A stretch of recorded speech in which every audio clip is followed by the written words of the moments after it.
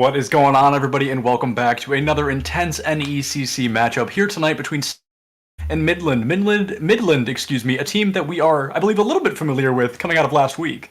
It's actually Sacramento State that we're familiar with. Midland, we have not seen yet on the broadcast, I believe, or at least you and I did not see them. But we did see Sacramento State Hornets Gold last week take on Montclair. That was a match they won pretty decisively to move up to 1-0 on the season. Midland, they fell last week to Bryant 0-2. So we do know there's a bit of a, battle of the top dog versus the underdog early on, but it is very early on in the season. So, strength of schedule, all that stuff, it can play into the matchup a little bit later on. What we do know is the order of these maps going into this series.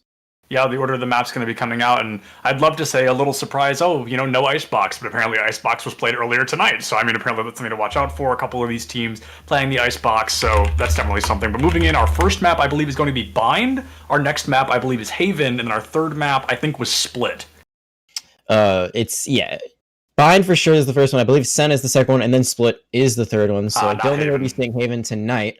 But let's talk a little bit more about the Sacramento State team, because we've already seen them once before, and that was a matchup that went very one-sided after a little bit. Montclair at the beginning won about 3 rounds on the first map, which was Split, and then from there it was basically Hornets Gold all the way. They won 13 rounds in a row, and they looked very good on the Reyna. Astro, I believe, was the one playing the Reyna at that point, but here's the thing. Reyna got nerfed today into the ground, so I don't think we're going to be seeing her anytime soon. Yeah, like you said, the Reyna nerf comes out. It's relatively aggressive, and it's definitely going to modify playstyles. We often refer to Reyna as a feast or famine character, and the fact that they've cut 2 of her abilities essentially in half is really going to be changing things up for that and making things a little bit more difficult to play. And if I'm not mistaken, Astro also, I think, busted out a Raze at some point, but I may be getting these names mixed up. I've cast a lot of Valorant in the last week, so you have to forgive me if I'm getting a couple things mixed up here. But I think Astro, we also saw a Raze come out, so we know that Reyna may not be the only character they've got in their pocket. Yeah, absolutely. I do believe you're correct that we did see a Raze from them, or another duelist, so we do know that they are a bit versatile. It's just that's one option that's off the table. Another thing we talked about before the cast went live was, the idea of Yoru. Yoru got a bit of quality of life changes. I wouldn't say it's a buff or a nerf, but helps give some information out. So do you think we might see some Yoru today? I think Yoru, like you said, a little bit more of a possibility. I don't think it's going to be kind of that, like you said. I don't think it's a nerf or a buff, but I think it's a decent change. I think Yoru may become a little bit more viable now that Reyna's out of the way. I don't think anybody's going to be playing Viper anytime soon. So just as more characters kind of fall to the wayside, I think Yoru slowly is climbing his way up that ladder. And while he may necessarily not be, viable or meta, so to speak, I think Valorant, at the end of the day, comes down to how well these people perform on individual characters. So I think, if somebody's particularly good with Yoru's kit, I think we could see some good value out of that. It's a possibility for sure. And like you said, Viper's still not viable. I'm surprised there weren't any changes to her, especially since Riot had said a while ago they wanted to change her kit, but still the same old, so I don't think she's going to be busted out a lot. One thing, though, you talk about, playing comfort picks or playing agents that you know very well. And one thing we do know about Sacramento State, too, is that they like to run Sage, even though she isn't the best on every map. They ran her on both maps that they won. I wasn't surprised about it on Split. I think she's very valuable there. I was a bit surprised they ran her later on, but it seems like something they want to commit to. We know that combination of Omi and Oni, and I believe it was Omi that was just always on that Sage. Yeah, Omi and Oni, they had the similar names, and then they were always with each other. One of them was on Sova most of the time, and the other one was on Sage. And they always went back-to-back. If one was to fall, the other one would immediately pick up a kill off the back of it. So they played kind of a weird trade playstyle. Like, there was 2 of them, so they were always ready for one of them to fall. And of course, you'd want it to be that Sova, because the Sage playing that healer, yada yada. But I definitely think that was something that was a weird strategy. But, they had similar names, and then I feel like every time we saw them, they were almost shoulder to shoulder. Yeah, it's just like they're almost like twins. It's just that one layer that makes the difference. So they had to stay back to back for most of the game. We should be getting into this game pretty shortly. I think we're just waiting on the lobby to get started.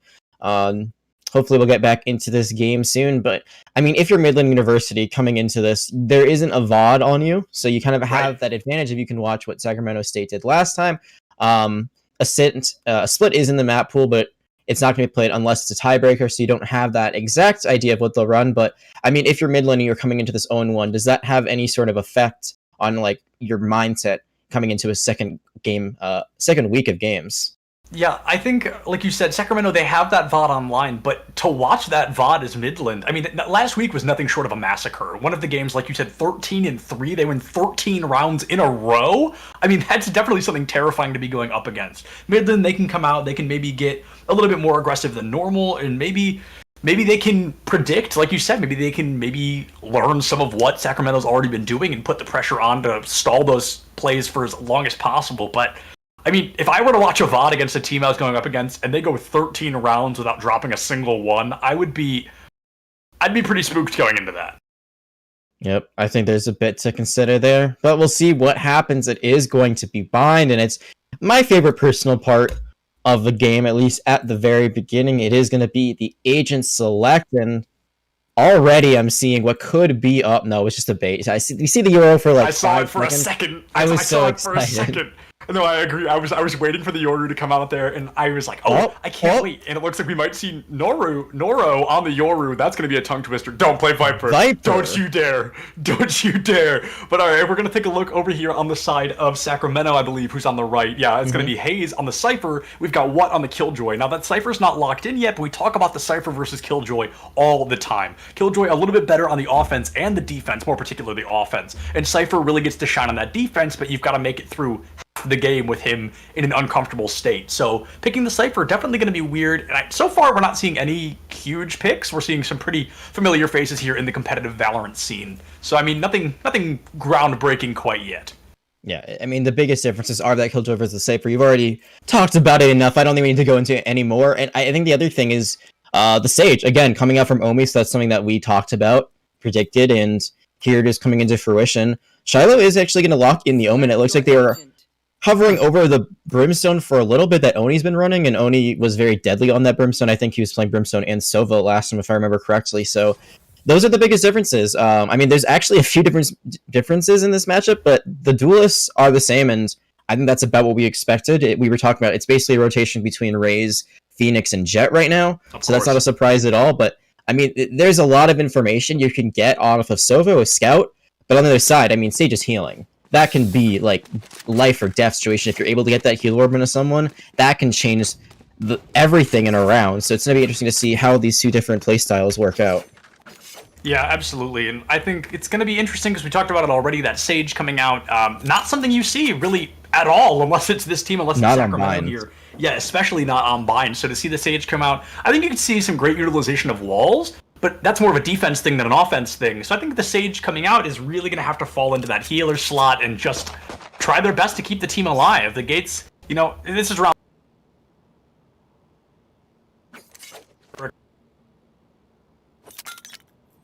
on, and for the Fenders, they decided to go full classic, nothing else. Light shields for everyone. On the other side, Ghost and the Frenzy. And the Frenzy did get a bit more expensive, so that's going to be a little bit more out of Astru's pocket. And the attackers, they're going to be running in very aggressively towards A. Yeah, the attackers storming in here. Sacramento, this is something we're pretty familiar with them doing, and it looks like Astru already able to find Shiloh, Oni able to find Lux in the chaos of that as well. So an immediate 3v5. Here comes the spike plant, and Sacramento looking stronger than ever, coming in the speed of lightning here, able to take out almost half the team. And Scout knows somebody's in there. They're going to be able to find the headshot. No, it's going to be Mitchell onto Scout in return. A 5v2 in this first round, almost flawless, but Noro able to find Astru, and Hayes able to pick up Noro off the back of it. The sole survivor is going to be that Killjoy, but Hayes going to find that headshot once again. Sacramento with a very convincing first round here.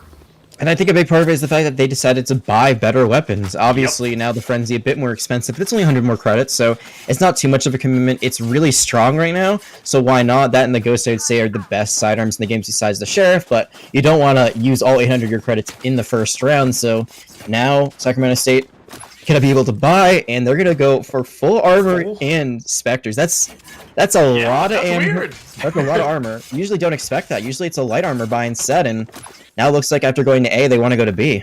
Yeah, so the question to ask you might have talked about this a little more between rounds. Are we going to be seeing that Marshall anymore today? It was buffed a little bit. I think it was made a little bit cheaper as well. Even if it wasn't, there was that buff that went through. So, I mean, that's definitely something to keep an eye out for. Is that going to be a little more likely in this gameplay? It's 100 credits less. It is buffed a little bit more. I don't expect it. And oh my god, Nora going to take out Astrid. That's a big trade. 4v4 now. Yeah, the Phoenixes both taken out on both sides, and Rays on the side of Sacramento. We see Mitchell taking just a little bit of damage. What picks up Oni with the pistol. Omi able to find What off the back of it. The healer taking a bit of a kill there. You don't have to heal your team if there's nobody there to do damage, right? So Omi putting the pressure on once again, already finding their first elimination, and it's going to be a 3v3. The spike plant able to secure those, so even if we see the loss here from Sacramento, they get those extra credits just for planting. Once again, they've got the firepower, and at the end of the day, that really could just be the only difference maker. They can fire more bullets faster. They also have their angles covered very well. That isn't going to be a paranoia, though, or not. It's actually a smoke, so it's not going to put Shiloh of only a sliver of health, still alive, but that Sage doesn't have the perfect angle once they go for the spike defuse. I was going to say that the biggest thing about Sage right now, besides her heal, is her wall. As you saw, they put it on spawn side. It worked out really well for them. And oh my goodness, Shiloh able to get 3 kills. Omi not able, 6 health. They need to hit 1 shot. They just need to breathe on Shiloh, and not able to hit it, and that's a huge thrifty round. Yeah, maybe a bit of a choke coming out from Omi there. The Sage unable to hit the shots, like you said, 1 bullet, not even to the head, just any part of the body would have been able to take Shiloh out of that fight. But all of a sudden, able to secure that thrifty, and like you said, Shiloh picked up a triple there. So definitely a good look here coming out. You'd expect something a little bit more aggressive from Sacramento, maybe some more consistent aim. But you know, now things are gonna be tied up here on round 2. Yeah, I think if you're Omi, I was just talking about how good the Sage Wall is, and you use it early. I don't know if you have slows, but if you have those, throw them down so you get a better idea of where they are, and also just play a bit more patiently, because they peeked out and they thought that they'd still be on the spike, and they weren't. So you gotta wait for the second one, or just you can be a bit more patient with that. And you asked the Marshal would come out. It is actually coming out on the defensive side for Scout.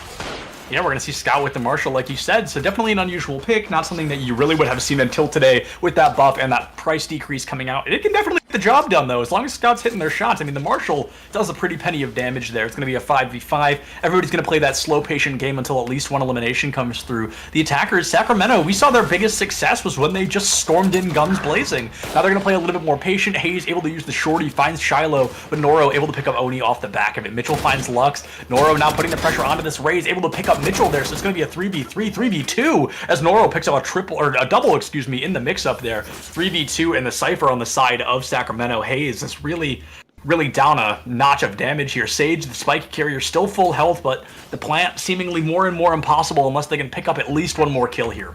And it seems like they have a good idea where Hayes is, because he just threw a shock dart right into their vicinity. It didn't hit, and now the healing orb's going to go out, but it looks like they're trying to go for a pincer approach. They're just going to go for the TP, but they're going to take out Hayes. And now Noro, only 1 kill away from that ace. I want to see it. I want to see it happen now. Omi instead gonna go for the spike plant, gonna put the wall up and plant the spike right in the line of fire, able to do so, now has to 3v1 the madness, and that's almost impossible. I believe, like you said, I think that is an ace coming out from Noro there, so a phenomenal look for Midland moving forward. Sacramento started strong, but they're gonna lose the lead here on round 3. Yep, that is the ace indeed. And here's the thing, that thrifty round, second round that they won, sets them up in such a good position now. That's a round they shouldn't have won. And somehow, someway, they just kept getting kills with the Classic. The Classic's very dangerous at short range if you use the alternate fire. It's basically a shotgun. And I think that, we just saw Sacramento State get a little bit too aggressive there. It worked well the first round, but the second round, point B is a bit more close quarters, especially if you actually jump out of hookah. So there, it didn't work out for them. Now they are able to buy, but it set them back 2 rounds, and they really should have the lead right now. Yeah, absolutely, especially with the team as dominant as what we saw last week. They come out hyper-aggressive, they go 13-3, and it's just nothing short of amazing on one of their matchups, but now they're going to be fumbling a little bit here. Now, like I said, 13-3, so they lost a couple of rounds there. They ended up winning 13 in a row. They really found their momentum. They found their groove. But the aggression's going to have to come out here. I mean, top tier, because, like you said, there was a thrifty round they should not have lost, and that really did set them back quite a bit. Good news is that they do have the Sage Resurrection online, so if someone falls and they're able to get that off, that could be huge. They also now have the Showstopper, so that could be a great way to get onto the point if Mitchell can hit it. We see in quite a few races who have not been able to land that shot exactly, but now they're going to have a great line of sight coming out of showers, and that's a trade. Oh, yeah, it's going to be the trade. Noro able to find 2 in the mix-up. We see the Showstopper from Mitchell, but Lux going to stop it right away. That show has been stopped. Hayes finds Lux with the headshot. Noro, once again, picking up Astru here, definitely playing that top fragger on the side of Midland.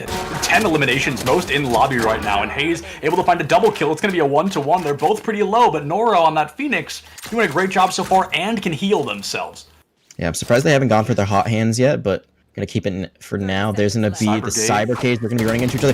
The neural theft coming out. Gonna be shooting through the box, and that's gonna be the clutch kill. Noru and Hayes both getting 4 kills that round, but it is gonna be the Cypher coming out clutch on it, and that was just a really great play there. It was so unlucky for Noru if they had just followed up, and I don't think they had any curveballs left online, but if they did, they could have just thrown it around the corner there because they knew exactly where Hayes was hiding. But Hayes is going to peek it, run at them, not going to be quiet, and end up winning out. Yeah, Hayes really, like you said, very unlucky for Noro, but very lucky for Hayes. No curveballs online, able to get the elimination off the back of it, and Hayes just doing a great job there, securing another victory for the team, able to tie things up. But Noro right now, I mean, the player to watch out for, like I said, most eliminations in lobby, currently in the lead on their own team by 7. So, I mean, they are really doing a great job. Yeah, Noro currently is this Midland team. As you said, 7 more kills than anyone else. The team has, I'm trying to do quick math here, I believe 15 kills overall, and 10 of those are from Noro. So they really need to enable this Phoenix as much as possible, but also they really need the rest of the team to step up a little bit. Yeah, they, like you said, definitely need the rest of the team to step up a little bit. Every team is only as strong as their weakest link, and maybe we'd see Midland winning this a little bit more consistently if the players were finding some eliminations that weren't just Noro. Able to get Mitchell there in the mix-up. First elimination coming from Noro, once again, that first blood, and he's going to have to use that hot hands on the ground trying to keep himself alive just a bit. What picks up Omi with the headshots, and now 3v5. Luck's able to find Oni, and right now we're seeing Sacramento play a very slow game, and I feel like it's really costing them a lot of rounds that should not be ending so aggressively in the enemy team favor. I mean, they basically tried to go for a firefight, and it's a flawless round for Midland, and that time it was a bit more well-rounded by them. It wasn't just Noro. Noro got 2 kills there, but the rest of the team, they also got some value. So that's just a big play for them, and I'm not really sure what Sacramento was thinking. They just kept trying to fire out of B long as well as out of hookah, and they were just not landing shots at all there. That really should have been a sign once they lost the first person to back out and rotate. Instead, they played a little bit too steadfast, and their economy is now, once again, not so great. They're going to have to go for another save round. And again, this is, I think it all goes back to that second round. If Midland is able to snowball this for the rest of the game, that second round Thrifty that they lost, that's going to be what's cursing them. Yeah, I definitely think so as well. That Thrifty was nothing short of a miracle there for Midland, and now they're really taking that inch and running a mile with it. Currently, Sacramento, a team that we saw so dominant last week, maybe just had a lucky streak because Midland really giving them a run for their money, putting the pressure on as well. Going to find an early elimination, Noro with the wall bang onto Astru. One Phoenix takes out another. Noro finds Mitchell, and here comes the Killjoy ultimate, but I mean, that almost feels unnecessary at this point. You're already up by 2. Yeah, it might be unnecessary, but it also zones out where there may be enemies on long. Now they know that Oni's there, so even though it doesn't get Oni, they're gonna have to force use a teleporter unless they want to get out of this live, or they maybe try to go back onto point. I think that's not a great idea, but it looks like where they're positioning with Scout, or no, Scout's on the other team, but where they're just holding on to the mid right now. They're holding on to Market sort of, so we're gonna see Scout on the flank. And the Paranoia comes through. We saw Paranoia just for a moment from Shiloh. I don't think it hit anybody. Scout able to pick up their first elimination of the game onto Oni, and that's going to be another almost flawless run coming out from Midland. They're going to take the score from 3-2, make it 4-2, putting themselves up in the lead by those 2 rounds. And look at how quickly Noro got run it back. They used it previously, like I think 2 rounds ago, and already it's online once again. So that just shows you how good they are. But again, the rest of the team is stepping up a little bit. We're seeing Shiloh getting in the action specifically. They have now 5 kills. And there's nothing wrong with having like that one player who's just really, really good and helps you get to that next level. But like if you lose Noro early on, like how's the rest of the team going to win? That's the question we have yet to see answered. Noro hasn't fallen in a few rounds, and now the attackers can buy, and looks like they're going to be going to A. Yeah, the attackers can finally buy, but I think we need to see a much more aggressive team. We saw it on round 1, and they won it with flying colors. I mean, it's a phenomenal performance. They find the eliminations in the blink of an eye, and they secure a round, and then they just haven't been that aggressive since. I think we really need to see more pressure coming out. We're going to see the attackers run it back coming out here. Astru trying to put the pressure on, trying to pick up another elimination or 2 if possible. Here's going to be the Brimstone ultimate right off the back of it. Oni finds Shiloh there. That's going to be a great elimination in favor of Sacramento, but of course they're going to have to trade it right away. Lux picks up Mitchell with the headshot kill, and now 4v4. Sacramento just not pushing in as quickly as I feel they need to be once they get kills like that. It was a great combination with the orbital strike as well as the slow, but now this Hunter's Fury is going to put this on ice, literally and figuratively. And the gunfights are just going so well for Midland right now. It seems like Sacramento State, they keep trying to take them at distance. And you saw there that there's one person that's really low. It's Lux, who almost falls, but everyone else, perfect condition. Shiloh ends up falling at the very end, but that's only because of that great combination. Beyond that, which was not gunplay at all, it was just comboing ability of ultimates. Nothing else is really done there for Sacramento State. They do get the plant, so again, like, economy is a little bit healthier, but you've lost quite a few rounds in a row now, and once again, it's back to the drawing board with a light buy. Yeah, I mean, just the economy between these two teams. Midland with the lowest one on their team, 4,000 credits online, and we're looking at the most credits on the side of Sacramento is 2,700. So there's definitely a huge differential in this economy here. Our attackers, I mean, every round they lose, it's just going to make this harder and harder. They've only planted the spike, I think, one time in these rounds, so their economy just draining every single round. Is draining indeed. Now they're going to have to make some magic happen. I mean, we've already seen a thrifty round happen on the other side for Midland, so maybe by some miracle Sacramento State too can do it as well. But they already know where Mitchell is, and you do not want to be spammed out. I mean, the Sheriff can get a lot of damage done, but you don't want to get into this war firing against the Vandal. Yeah, you're going to lose that, the fire rate. I mean, you're going to have to hit, you've got one shot, and it's got to go right through the head, Exactly. or you lose that fire. I mean, you've got a single opportunity there, and I think that's not a risk Mitchell should be taking right now, because the team, of course, being down by those 3 rounds. The spike carrier, again, going to be Omi. That's something we see they do pretty consistently. It's something they're very clearly familiar with, and now they're just going to have to put the pressure on and maybe take a gunfight just a little bit closer. Take this firefight to them, rather than waiting for them to shoot you out one by one on B long here. Mitchell able to pick up that first elimination onto Scout, but what? Going to find Oni. Again, they're just firing from B over and over, and it's never working. They really need to start putting pressure on. They need to either be choosing a different approach or just gunning it all the way in. And they are going to go for a different approach here. You're seeing the really quick rotate. They made noise at B. They got Killjoy stuff out. They got a kill on A, and now they're just going to try to hit Shiloh.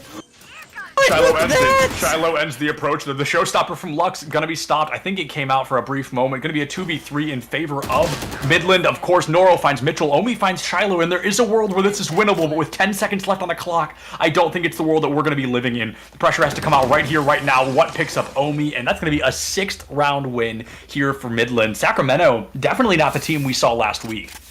Shiloh just spams through. Just stole that play entirely. Just spams through the cyber cage and somehow is able to find 2 kills. One of them, I think it was a collateral or a wallbang. It was a wallbang. Either way, it's just super impressive.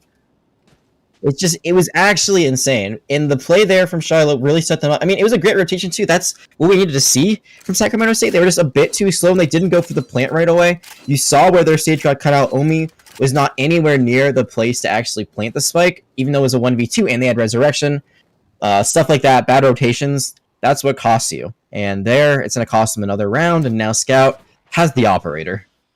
Yeah, the operator now online. One of the scariest guns in the game. And Scout not necessarily having the highest kill game here, only picking up 3 eliminations so far. But, you know, maybe the Scout's the gun they've been waiting for. Mitchell able to find Noro right at the start of things. So the top fragger now taken out on the side of Midland. And that might be all they needed because Sacramento pouring through the gates here, able to pick up 2 more eliminations. Going to make it a 3v5, a 1v5. In the blink of an eye, Sacramento comes to life. Just getting warmed up at least a little bit. Scout finds the kill onto Mitchell, but Hayes going to pick up Scout right at the end. So that operator going to be sent down the drain. Looks like we're going to see it even traded out. I think Hayes grabbed it right at the end there. Yeah, going to have that operator for this round.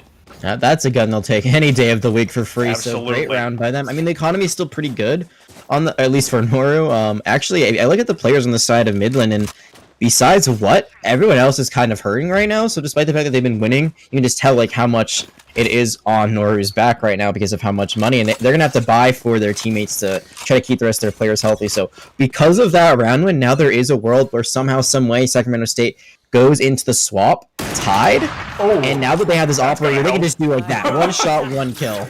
Yeah, absolutely. That's definitely going to help them move into this. Like you said, there's a world where this ends tied, and I think Omi apparently has been waiting for an operator because they come out stronger than ever. The Killjoy ultimate going to come up, try to protect that point. We hear the showstopper coming out as well, and it's Hayes able to find what, but they've got to get rid of this. The lockdown now destroyed, going to be taken out as well. Mitchell finds luck. Sacramento, did they just need time to warm up? Because now they are fragging like nobody's business.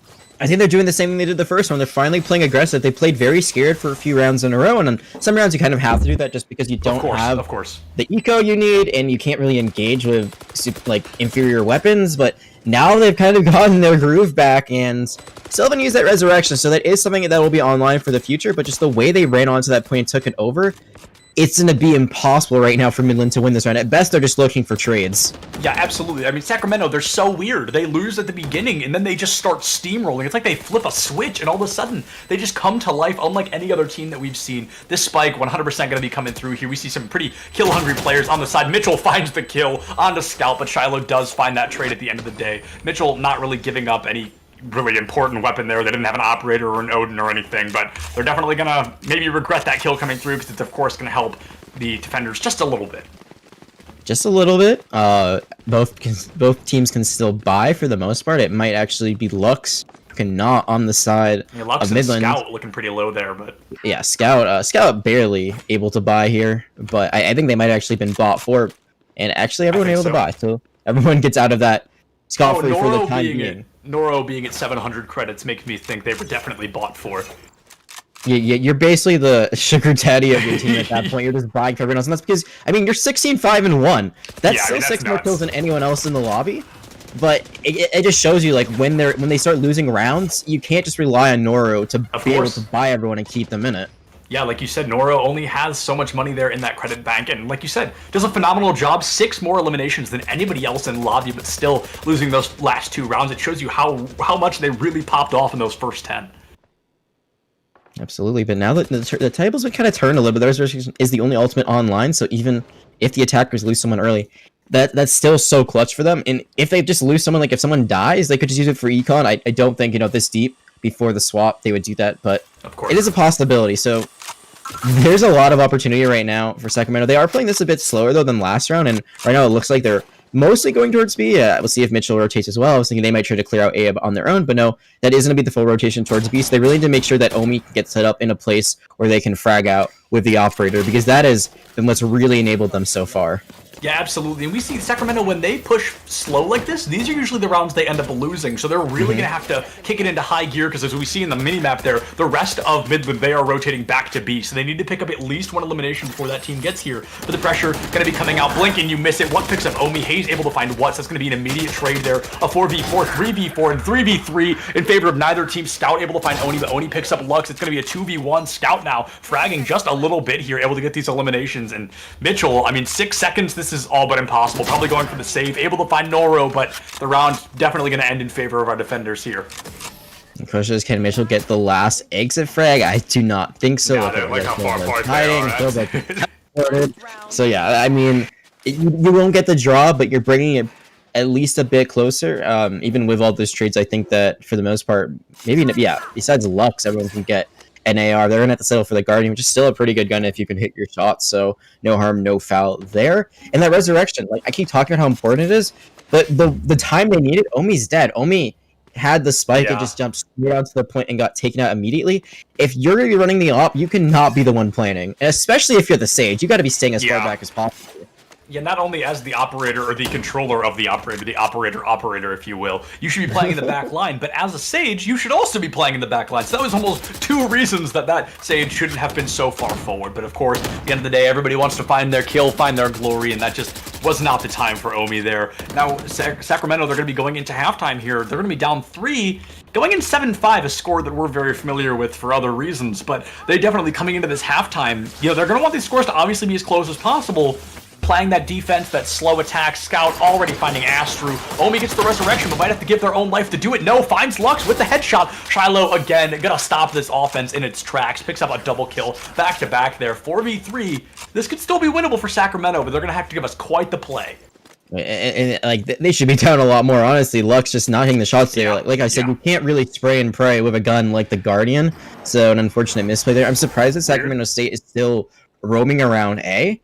I would really think they would try to go B. Obviously, that's where the Killjoy has made her home every round, basically. But if you're able to overpower her, that gives you a big advantage. I think the problem is that they're just playing a bit too passive. We talked about how great they look when they play aggressive, and you said it yourself, when they play slow, they lose. And now they've played so slow, we've seen that the Sova has actually rotated all the way back So now it's a 2-on-2 instead of a 3v1. Yeah, now if they can pick up the elimination onto this Killjoy, that could be nothing short of fantastic and huge, but they're really going to have to put the pressure on. Cypher moving in on his own, going to be taken out by Scout. One picks up Astru, and Omi, a critical condition here, 8 health, going to be taken out, gets the wallbang kill, but Noro able to secure that victory. Going to be going into this halftime marker here, looking at 8 and 4. That's going to be rough here for Sacramento. They've got quite the hill to climb if they want to come back from this. I do indeed, but now that they're on defense, it might be a bit of an easier task, as we talk about usually in Valorant. Maps are defender-sided, so let's see if that does reign true today, but I just think for them it's more... I mean, Midland played amazing. At least their Phoenix played amazing. Shiloh actually, I think, also did really well. There are some great plays there from that Omen, but in general, it's just... The Sacramento State we saw last week does not seem to be the one we're seeing today, where they are very decisive and had a lot of good, team plays. Here it seems like they're just running onto points blindly. And they're just taking so much time that you saw there at the very end. They only had 11 seconds left, so the only option was to run to a point blindly, knowing that it was certain death. Yeah, they're just playing too passively, too slow, but maybe that slow, passive defensive playstyle works a little bit better for them on defense. Maybe they're able to turn this around, but like I said already, they've got an insane hill to climb if they have any hope of trying to take a victory here up against Midland in this first round. We look at the buys, and we're seeing that the attackers actually buy a little bit this time. Last time they just went with classics. This time there's 3 ghosts online, and Lexi's going to fall very low quickly on the other side. There is a frenzy from Oni, who has not been as loud as they usually have been. Yeah, I definitely agree. Oni playing a little bit more passive, and I don't think we saw that on the Brimstone at all last time. I think it was just constantly that Sova, and not that that's going to make a huge difference, but of course, that's going to be a different kit, so you think maybe the Sova is going to work a little bit better. 2 eliminations already in favor of Sacramento. The defense already looking a little bit better for them. Definitely not great yet. A 3v5 is, of course, winnable. Now, a 2v5, a little bit harder to do. Raze, Mitchell currently at critical condition there, very low on health, and Astru looking plenty good on this Phoenix. It's going to be Scout and Shiloh versus the world here. Shiloh, one of the top fraggers on the side of Midland, so I wouldn't be surprised if they pick up 1, maybe 2 eliminations before they go down, but I don't think we're going to see Midland come out on top of this one. 30 seconds. No, and there's only 30 seconds left, so they got to make a play soon. It is their Sova that has the spikes, so they could just try to go for a rotation now that they've gotten a kill into a very weak Mitchell. That makes things a little bit better, but now Scout's just going to run in and die, and... Checked his corners, but took a little bit too long to do it there. And Hayes going to get the final kill and check their camera just to make sure there's no one else left alive. And they're going to take 1 round back, and that's how they started things off last time. They did win the first round. Now this really is kind of like crumble. The second first round, yeah, and then they lost the round they should have won. So here again, they are going to buy. I think the biggest thing is now that they're on the defense, they can't play that aggressive style. They can't really run into people, or at least they shouldn't be running into people. If it is a strategy sometimes on defense to just run in and overwhelm. But I would not suggest that, especially here on Bind when you have the better ranged weapons, except for the Bucky that Hayes has. Yeah, I'm kind of surprised with that Bucky. I mumbled about that a little bit while you were talking. Kind of shocked that Hayes is going to choose the Bucky, which when you're protecting B long like this, it works because you're going to be pretty close quarters in hookah there. I mean, it's definitely going to be something to find the pressure and really get aggressive. But other than that, I mean, if they rush A, if they come from the other side, I mean, the Bucky works in one scenario here. And there's about 10 ways for our defenders to approach, or for our attackers to approach. So I think that's definitely a weird choice, but the rest of the team looking good on the Spectres. One of my favorite, if not my favorite gun in the game. Sacramento, they're able to secure 1 round, and they ended up losing this to a Thrifty last time, so hopefully that doesn't happen again. Maybe they can find their footing here for the first time, what feels all game. Yeah, going back to the Bucky, I think it makes sense if you're holding like a corner in hookah, but instead you are playing the backup point with your camera, so it doesn't make as much sense. And you talk about the Spectre, and there are no stingers. We have not seen a stinger once, and you know why? Because it also got nerfed from the ground, just like Rain, and it's also a bit more expensive, so I don't think we'll be seeing that anytime soon. Yeah, a bit more expensive for not as high quality of a weapon. Noro able to find a great headshot onto Mitchell right away, able to open things up. They're gonna find their first spike plant, it seems. Lux picks up Omi, but Omi was able to find the kill onto Nero first. Noro, excuse me, I'm trying to call him Nero. Oni able to find Scout, but what picks up Oni? We're gonna see trades once again in favor of our attacking team, Midland currently. The aggression coming out, the pressure going down. Things are going to have to be pretty... I mean, again, we're going to have to see a miracle play coming out from our defenders here, Hayes and Astru, the 2 survivors. The pressure is going to have to be nothing short of insane. Half the defuse coming out, but they're going to lay into it. Hayes able to find not a single, but a triple kill. Hayes cleans it up, looks for the defuse as well. A phenomenal look. They almost lost that round again, but just great job coming out from Hayes. Able to put themselves almost at the top of the leaderboard. Only 2 eliminations below Noro now.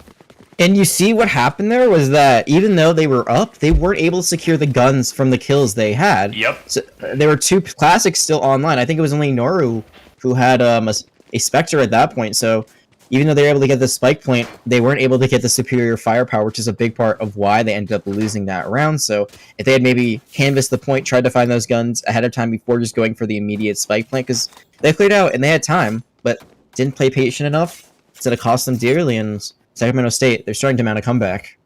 Yeah, Sacramento State, we've seen them come back. You know, last time they came back from 0 to 3. This time they've got a slightly larger hill to climb, but they're only 2 games away from tying things up here. There is a world, of course, and I say this often, there is a world where either of these teams can win. We can see high-quality gameplay coming out from both these teams. We've seen in their top moments, they really are forces to be reckoned with. Now, of course, it's going to come down to that first blood, that first elimination from either of these teams. Who's going to be able to pick it up? Scout just blind firing into the smoke here, trying to find even a little bit of damage, unable to do so there.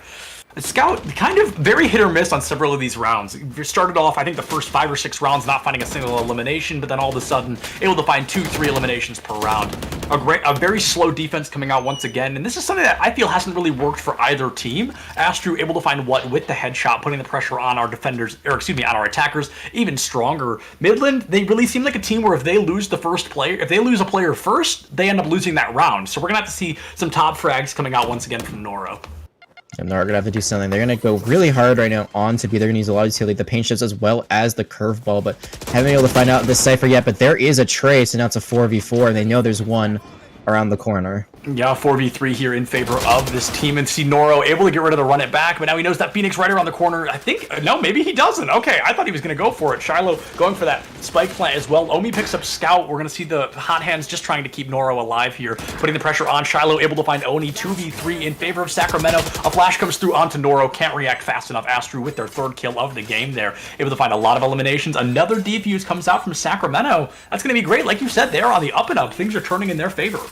So I think what happened there with Noru was that they were trying to figure out where the run it back, the respawn would be, and they saw it, but there's only a split second when they won't have their guns. It's a very quick thing where you got immediately back into being able to go into a firefight, and once you see the gun spawn in their hands, that's when you have to run. And they only had 4 health, so they could have gone for the kill. I think they actually had enough time just to get like 1 shot or 2. You know, they might have been able to win the fight there, but instead they decided to play it a bit more safe. And while they were able to help get a few more kills down the road, they don't win the round. So that's going to be something that they might be questioning about, questioning themselves about later. And now they can't buy. Oh yeah, they can't buy really much of anything. They've got very few credits in the bank, and they're gonna have to come in. We see a sheriff from Noro, and that, I mean, like I always say about that gun, you have 1 chance. You need to hit a headshot, you need to get an immediate kill, or it's useless. What, gonna take out Astro with a sheriff of their own, however, able to put the pressure out. Hayes able to find Shiloh, immediate, gonna be 4v4, some grenades coming out from Lux early on, throwing themselves into the middle of the point. The tripwire gonna catch them just a minute, and it's Hayes almost single-handedly ripping this attack apart. Able to secure, I think, 2 eliminations there. Mitchell finds Lux and finding 2 eliminations of their own, and Scout the Silva on their lonesome. Mitchell finding a triple kill at the very end there. Gonna be another round win for Sacramento. They are coming in hotter than ever, able to tie things up. They are indeed, and I think you look at the leaderboard, and you know they are throwing the kills around. 3 of them already at double digits, of Hayes and Mitchell leading the way, but that's what we really need to see on the other side. Shiloh has stepped up pretty big for Midland, but it's still Noro who's leading the charge, so they need everyone else to kind of try to match up right now, and it seems like the sale has been kind of taken out of, or the win has been taken out of their sale just a little bit. Obviously that round had to be a light buy, so now they can go for a full buy, so they'll be at even strength, but we saw why the Stinger is not being bought a lot. I believe it was Lux that tried it out, and you used to be able to just kind of like hold down left mouse button and you'd be able to get a kill, even at pretty ridiculous ranges. Now it's just not nearly as good as it used to be. Yeah, absolutely not. We're going to hear the run it back coming out very quickly. It looks like they're going to try to push in as quickly and aggressively as they can, but unfortunately, Noro unable to find much off the back of it. I think they were eliminated pretty early on there. I mean, not eliminated, but the run it back was destroyed there relatively quickly. In Sacramento, I just want to point out, that's 3 defuse rounds in a row. That's pretty insane to lose so many aggressive rounds in that first half, and now to come back, tie things up. They're only a couple of rounds away, 5 rounds away from winning this. Omi able to find Lux, but Scout gets that revenge kill. Mitchell finding what, putting Sacramento back in the lead. Oni finds Noro, Mitchell finds Scout. Shiloh, the sole survivor, the top fragger we need, but no, it's going to be Oni picking up that elimination. That's going to be another round win for Sacramento. And I think we're seeing a bit of what Sacramento did is now what Midland is doing. They're playing a bit too scared when they try to enter a point. They lose 1 or 2 at the beginning. There was actually a trade at the very beginning because they were able to catch out a very aggressive Sage, Omi, who was a bit too far forward. But beyond that, I mean, they didn't even really enter the point.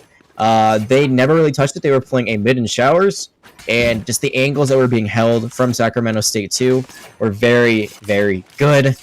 And now they're going to have the first lead that they've had in a very long time.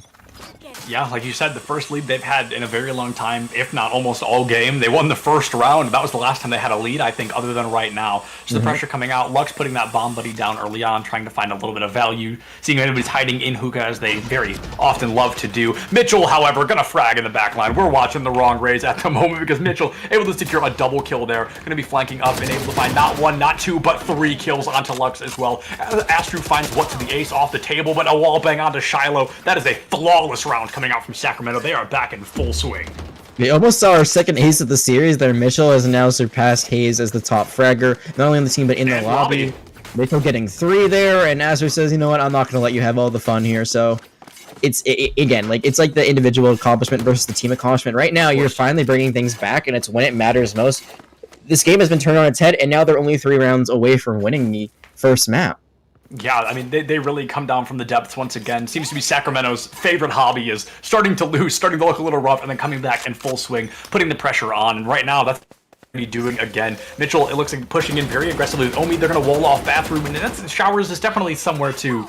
It's a strategy, not one that I'm necessarily a fan of, but of course, I'm not a huge fan of playing Sage on this map anyway. We see the showstopper, definitely going to find one, if not both these players here, able to take on Mitchell. We're going to stand on Omi. Omi can't hit the shot. Lux able to find the elimination there. The chaos coming out from Lux, able to find almost half of the team here. 1 more elimination, going to secure 3 kills. Just looking for anybody to unload this clip onto. The spike going to be planted. This is the first time in a long time we've seen a great look coming out from Midland. Hayes, however, the one person you probably don't want to have left alive, because I feel that anybody on the side of Sacramento is able to clutch an ace. It's going to be Hayes himself. That's 1. Make it 2 eliminations. Make it 3. 3 and a turret. I almost started yelling for 4. One able to find Oni, and Hayes going for the defuse. Going to find the bait. Make it 4. Hayes able to find an elimination there. Pure chaos coming out. That's going to be another defuse round coming out for Sacramento. That was... wow. Okay, first of all, let's talk about that Lux play. I thought for sure they were immediately going to get mowed down by Omi there. But no. Somehow they get the double kill there. They're dancing on Omi's head after they kill Mitchell. I mean, that was hilarious. I heard a producer laugh about it. I was just like amazed by it. And yet still they lose the round despite an amazing play to open it up.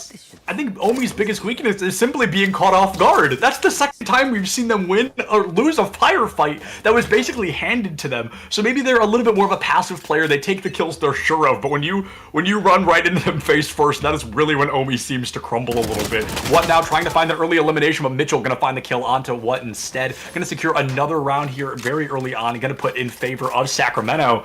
And Sacramento, they're all of a sudden, they were losing brutally, but all of a sudden after winning 6 rounds in a row, 7 rounds in a row, that's going to be almost an immediate lead here. They're almost 1 round from taking this. Yep, and now they're 2 kills up. They have 4 ultimates, and again, we'll see if Astro denies another ace. They actually denied it from Hayes last time as well, but not sure they'll see. Astro going to get 1. There's the W Hunter's Fury, but I don't think it's going to be enough unless Lux is able to pop off here. We just saw Hayes pop off the round before, but now that top fragger, again, top in the lobby, trading back and forth with Mitchell here. Already taken offline to the pressure, but no, Omi able to find that headshot. Scout picks up Omi, so the spike can be planted, but a 2v1 Brimstone and Raze. I mean, these are 2 of the scariest people to go up against. Scout able to find 1. Is Scout? No, Mitchell able to find another elimination onto Scout. It's going to be 12 versus 8 here in favor of Sacramento. This could be our final round, folks. That could have been the penultimate round.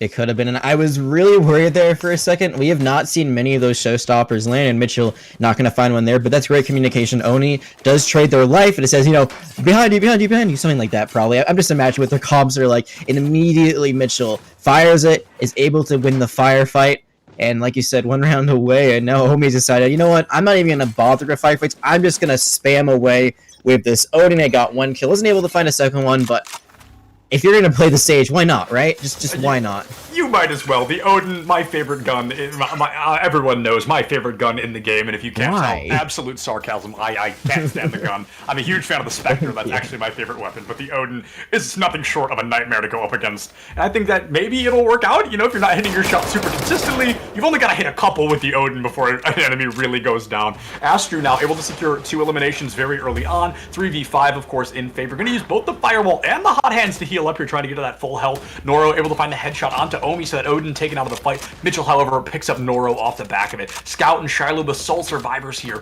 And this, I mean, 2v4 in favor of what could be our winning team. Things are about to be disastrous for Midland, who started off so strong. They're so close to a loss already.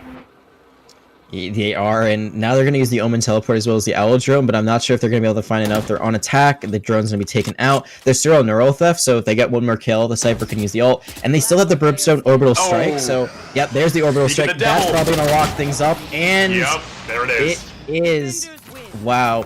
I mean, there was a trade there at the end. The Brimstone actually ended up dying. Oni did not live throughout that, but gets the final kill, and what a comeback from Sacramento State.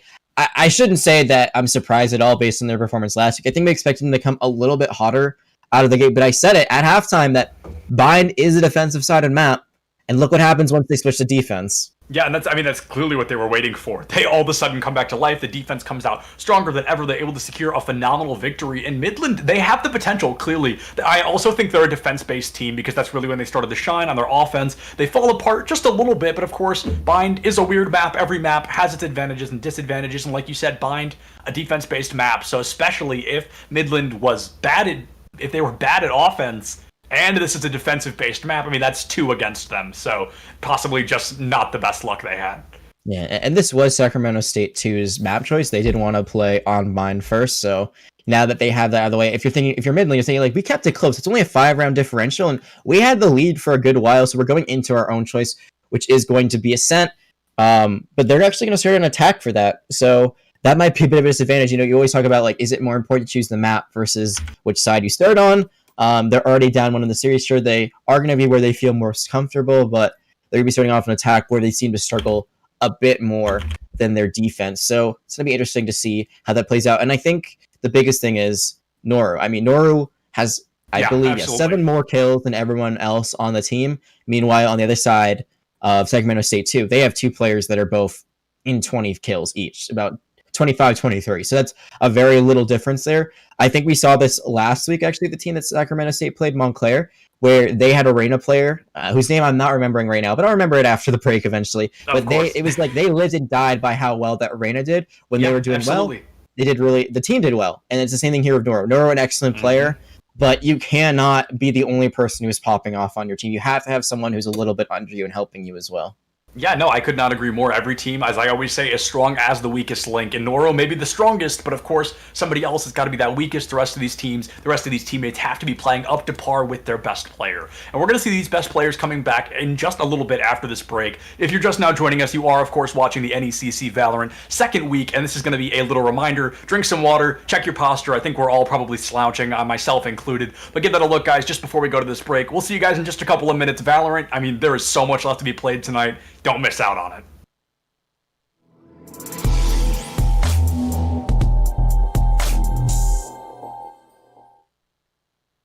Welcome back, everybody. I hope you missed us as much as we missed you guys, and I hope you missed this Valorant game that really started off very close. We saw the team that we thought was going to come in very strong. They ended up losing a little bit, of course. Sacramento State, their second team, I actually found out during the break, and Midland going up against them, going to be on that losing side of that first round, moving into what is one of my personal favorite maps, what I always call the map, the face of Valorant, and one that I know my co-caster here does not like too particularly much. It's going to be Ascent.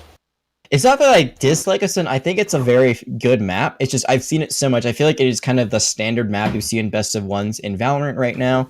This is a best of 3, so we did see it a little bit later, but it is going to be played nonetheless. And if you're just joining us right now, it is Midland University versus Sacramento State Hornets Gold, or Sacramento State 2, as we will probably refer them to, because that's a lot easier to remember than Hornets Gold. And we're going to go straight into that agent draft. In Sacramento State, if you're just joining us again, they were able to come back pretty decisively from a big deficit to win the last map, which was Bind 13-8. We'll see if that continues. And oh my god, Oh, no It's way! happened. No It's way! happened. No way! Yo. Wait! That's gonna be Midland picking up Scout on the Yoru. Something that we talked about. We saw a tease of it on that last game. They were so close to locking it in. They chose not to. But here, it's locked in. You cannot go back from this. Yep, it is permanent. It is official. The contract has already been signed, and there is no renegotiation as the rest of the agents come in. Looks like for the most part. All right, so yeah, Shiloh swapping on the Brimstone. This is really interesting. Reyna, who we talked about already, dramatically nerfed into the ground. We're going to see the Reyna coming out from Astro off of the Phoenix, I believe. Mitchell now on Phoenix from Rays. So a lot of swaps coming out on the side of Sacramento, but also some Midland swaps as well. Shiloh, who was on that Omen, going to be on that Brimstone now. Who was on Killjoy, now going to be on Cypher. And I think, other than that Yoru swap, which we already made a huge deal about, I think Lux was on Rays and Nora was on that Phoenix. But, I mean, we're seeing quite a few swaps here. I mean, this is really going to shift some momentums. Yeah, full sale swaps for the most part. I'm trying to think of like Hayes swapped onto the Killjoy, so no more Cypher. Astro is not going to be playing the duelist they were before. They're going to be on the Reyna, and I'm very surprised about this. We talked about this before the show as well, and the thing that basically we all agreed upon was the basement for playing Arena, like at a lower tier, has gotten a lot higher, but the ceiling for playing here at higher tiers has gotten a lot lower. She is a lot less survivable, especially in like clutch situations where she could try to 1v4. If you don't know what happened here, basically she has 2 less soul orbs that she can get per round, and both of them are double as expensive. So it's a 2-for-1 in the worst kind of way. Yeah, it really is. Sides of swap right now, so we're going to see Sacramento State on the defense first.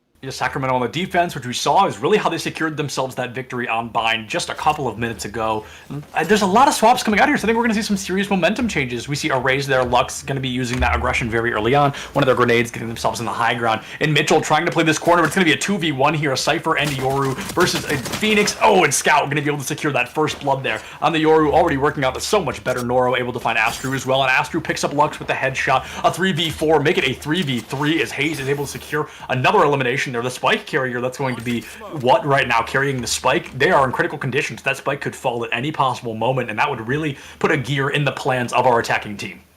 And that's the thing, like we've seen the stage come out consistently from Omi, so if they're in this situation, they would have that healing orb still, and that would help keep what alive, but because of that, they're going to have to play a lot more cautious. You see, they haven't really committed to a point just yet. It looks like they're going towards Tree on A, as well as they have someone near Long. It's going to be their Yoru, and oh, Oni, you are in a world of hurt.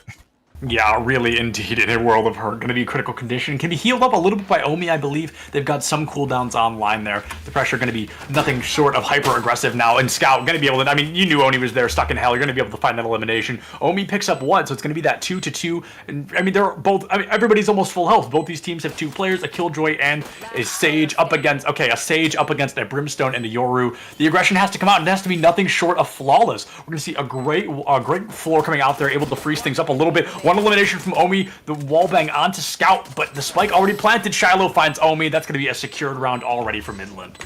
And there's just an unfortunate rotation there by Sacramento State. Yeah, if they didn't put that heal orb onto Oni, they probably would have been in a much better situation. That heal orb was still online, and Omi wasn't able to get it off. Also, was caught with the reload. So just a series of unfortunate events is basically the way I would describe that round, because that was very winnable for them, but not quick enough. And because of that, they did lose the first round, but this is something we've been seeing a bit more from teams. The idea of, do you want to buy during that second round and try to force it even after losing the first one, or do you wait for the third round where you can go for the full buy? And here we're going to see that Sacramento State, they are going to risk it for the biscuit here. They are going to go with a lot of stingers. Yeah, a lot of stingers coming out. We talked about we didn't see a lot of stingers early on, and this is really an idea, like you said, we've seen tossed around a lot in Valorant recently. Just buy what you can in the second round and hope that it ends in your favor, or do you wait for that third round and really try to secure something off the back of it? Astru almost taken out immediately by Sacramento there. Gonna find by Midland. Able to pick up Mitchell though, just standing in the cloud there, hiding in that darkness. Omi able to find Noro. Both Phoenixes taken offline, and Arena on the side of Sacramento able to secure a little bit more health. What finds Hayes with that Spectre early on, and the aggression, nothing short of incredible coming out. I think we're really seeing Midland start to beat Sacramento at their own game here. And I think it might be the composition. I mean, Yoru is someone kind of an unknown, variety here, so he's still pretty brand new, and he's a bit stronger now, or at least he's a bit more useful in terms of information, and Reyna just is weaker than she's ever been, so it's not great for the side of Sacramento State to stick with this comp, and now they're going to lose their Sage. Yeah, and of course, that one of those things about Valorant, a little bit like a couple of games I'm sure you are all very familiar with, when you lock an agent in, you don't get to repick. You've got to come out stronger than ever, and you've got to just play it all the way through, win or lose. And as we see, I mean, we commented on the Reyna as soon as it was picked. I don't think it's going to be working out here. I think Sacramento has really given themselves a massive disadvantage by picking this agent. Yeah, and the fact that they're already down 2-0 on defense is a bit alarming. And it's still pretty early, but the Reyna hasn't really gotten anybody. Ister's actually gotten 2 kills, but like you're not seeing like the aggressive play that you can, because you only have feast or famine. It's not, you can't do it as well, right? Because there's so many less orbs that you can absorb. The one upside is that if you do damage to anyone who dies, then you can get an orb off of them instead of having to get the actual kill. But it's just, it's risk versus reward, and the reward is so much slimmer nowadays. And so was the risk that they also just tried that last round didn't work out for them, and they're going to have to settle with Mitchell on a Marshall. Yeah, Mitchell on the Marshall, able to just barely be saved there by their own firewall, I believe. Able to find the elimination onto, or excuse me, no, Noro took out Lux, so that's gonna be a team kill there. Noro able to find Mitchell there in the mix-up, so definitely giving themselves a mild disadvantage, but 2 already being eliminated on the side of Sacramento. We see Midland, they're still up, at least for a moment. Never mind, never scratch that. It's gonna be a 2v2, a critical health Brimstone and a Sage going up against that Yoru, full health still, and that Brimstone. So we're gonna see Oni and Shiloh going toe-to-toe, and then Omi playing that wild card, but now, I mean, Midland, they've got a wild card of their own, bringing Stout out on this Yoru. Yeah, but the superior firepower on the side of Midland is just going to put them in such a big advantage. You saw that the health orb was given to Oni, so they are to stay alive, but they haven't been able to pick up any of the guns on the ground. And a Frenzy, now they get a Bucky, but there actually was, I think, a Vandal lying pretty nearby. There it is, so now we know that they picked it up. But so now they've got a little bit of a chance here, but it's a 2v1, and Shiloh still has all of their abilities, so their Incendiary can just go onto the point. They actually have their Orbital Strike, so they can just sit back, wait for the defuse to come through, and use it there. Yeah, I definitely think that's going to be the smartest play. It really would just make things easy. It would help you secure a 3rd round. And like you said, Sacramento doing so poorly on defense here. This is looking like it could be 3 rounds in a row. This could spell nothing short of disaster. And that's really going to do it. 3 for Shiloh. Doesn't need to use the Orbital Strike or any of the other abilities left. So that's just a great round for their own economy, but just a great round for the team in general. And now for the first time in the game, we're going to be able to see a full buy from Sacramento State. They have the Resurrection, but one of my biggest concerns last time was they didn't really use it super effectively. They didn't use it quick enough. It's an ultimate you get to kind of hold on to a little bit longer. It's very situational versus, I don't know, a run it back where you can just kind of throw it out and around. And if it doesn't get value, it's whatever. But if you're being too protective over it, then you're never going to find anything with it. And last time, it worked out all right. I only really remember one Resurrection coming out the entirety of Bind. So that just there only was one. They've been. Yeah, maybe there only was one. I honestly don't remember. I just wasn't enough. Yeah, no, if I'm not mistaken, there really was only one res that came out from Omi there on Bind. I completely agree. It's you can't just be using it willy-nilly, but you can't be using it once an entire game either. That's definitely a mistake that we saw come out that first time around. A 5v5 starting out strong. A lot of Vandals online. I mean, I 9 of them out of 10 players here. So we see the aggression coming out. The flash comes from Mitchell, able to find what, but going to give their own life. Taken out by that Brimstone. Shiloh Lux able to pick up Astru, immediately flipping things back in favor of Midland. Once again, Scout finds Oni in this round. Already almost over here for Sacramento. They're gonna break the door. They're gonna lose their Sage. No Resurrection, no hope. Just a Killjoy who is currently on the other side of the map. And if I was Taze, it doesn't. I was gonna say hide, but instead Scout just gonna take that long distance duel. I was just watching on the mini map, basically going the full distance that a Vandal can fire away with, and might have caught Hayes off guard. And I mean, we saw a great comeback from Sacramento State last time, but this is a pretty nice lead that's being built up by Midland. Not only points are round-wise, but I mean, economy-wise, ultimate-wise, they have so much to use. And I really want to see this Dimensional Drift come out. I actually have not seen it yet as a spectator or as a caster. And I know they've changed it a little bit, like how it's viewed by teammates as well. So I really want to see how this ultimate can help gather information when they decide to use it.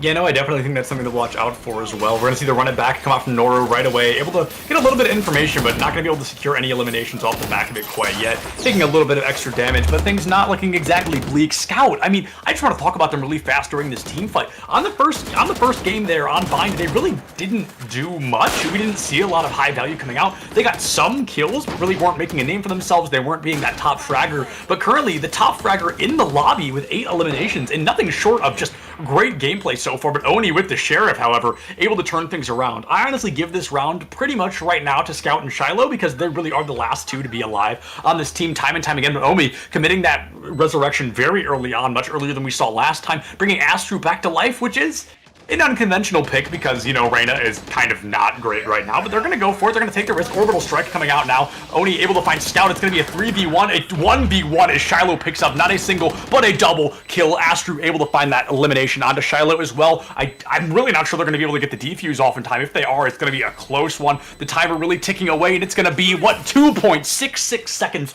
left on the clock, but Sacramento finally, for the first time in 5 rounds, flipping things in their favor.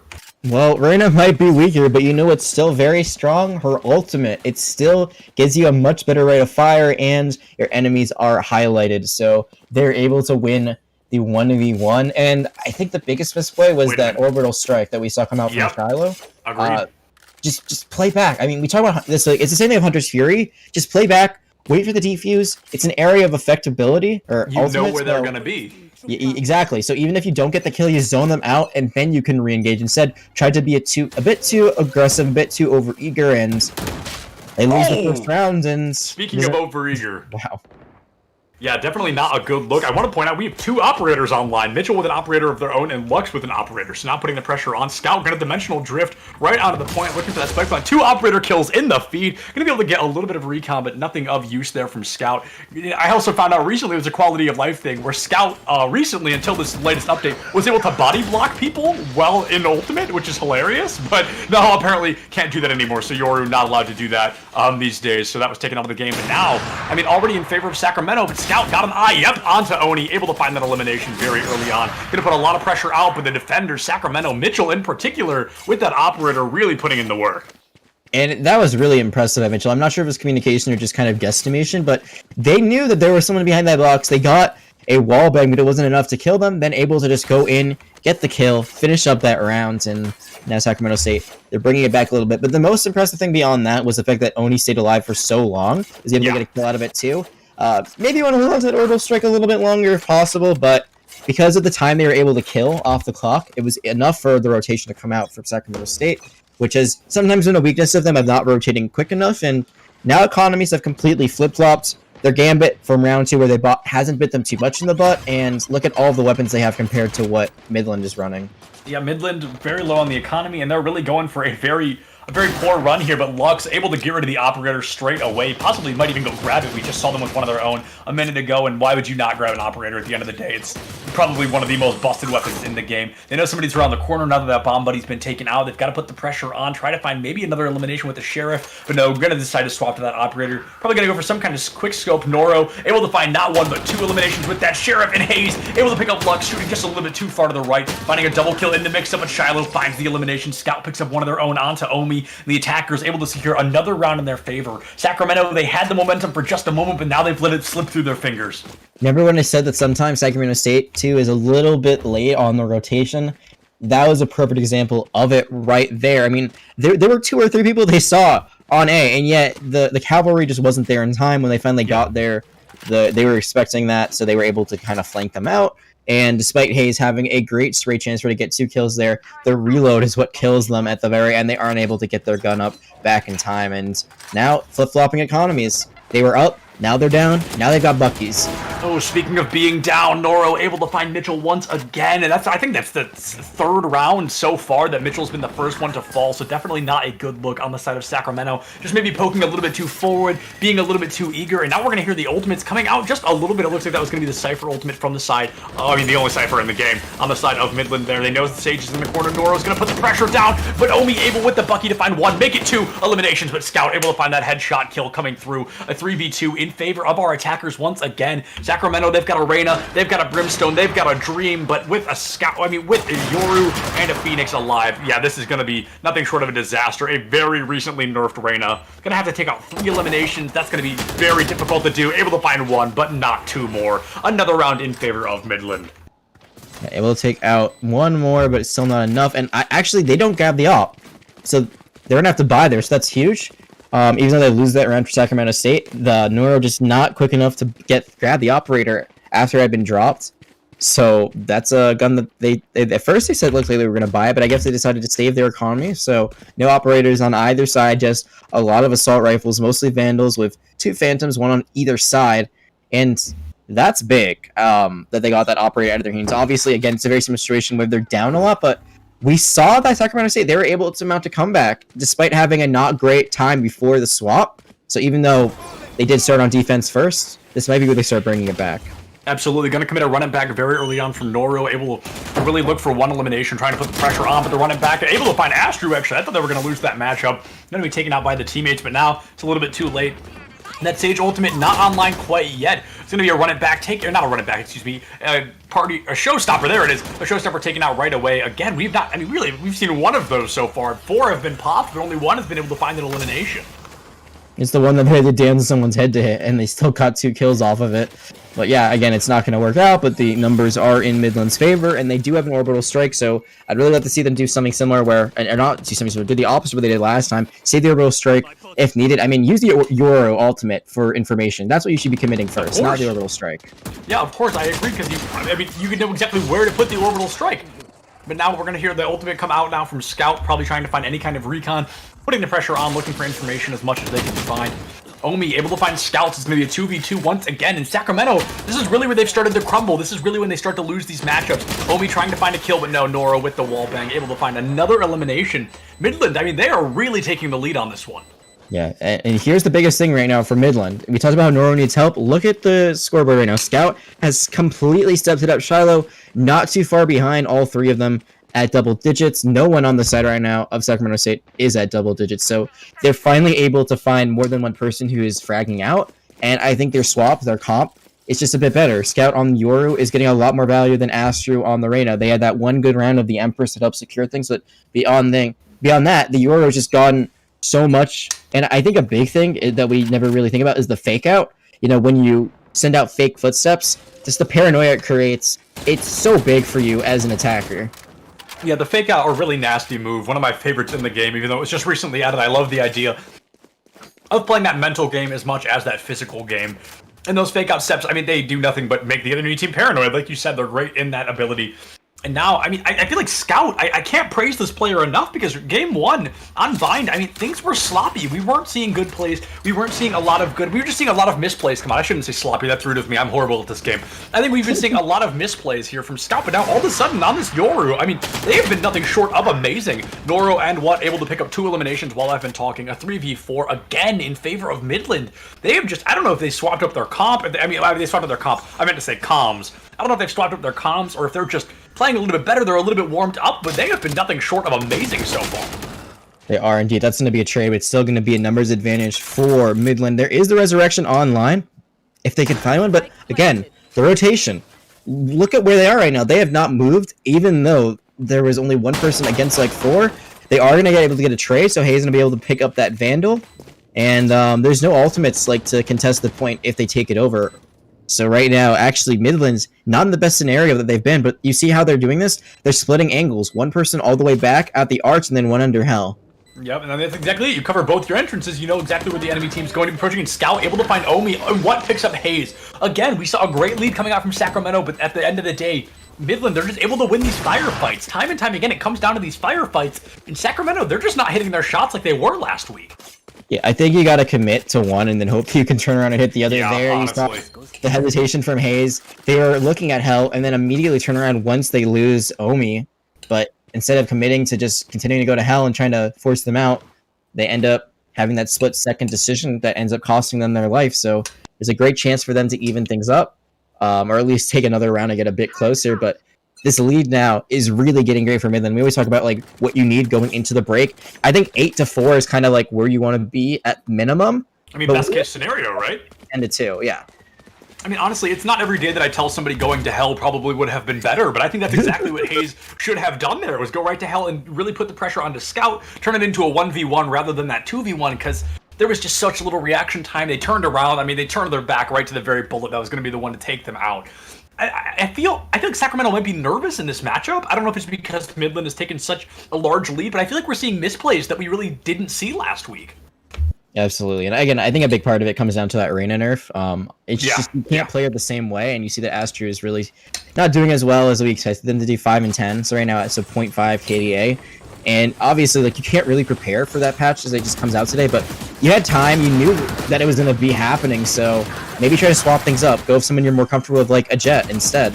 Yeah, and this is already nothing short of a disaster. This could be a flawless round, really. We see 3 eliminations already in favor of Midland, and they're already, I mean, they're looking to end this 10-2 going into halftime. I mean, that's going to put them 3 rounds away. They're going to have to play 3 defensive rounds and win, and then they can take this map and push us all the way to map 3, which is, don't tell me, Split. Blitz. Yes, got it. Just needed a minute.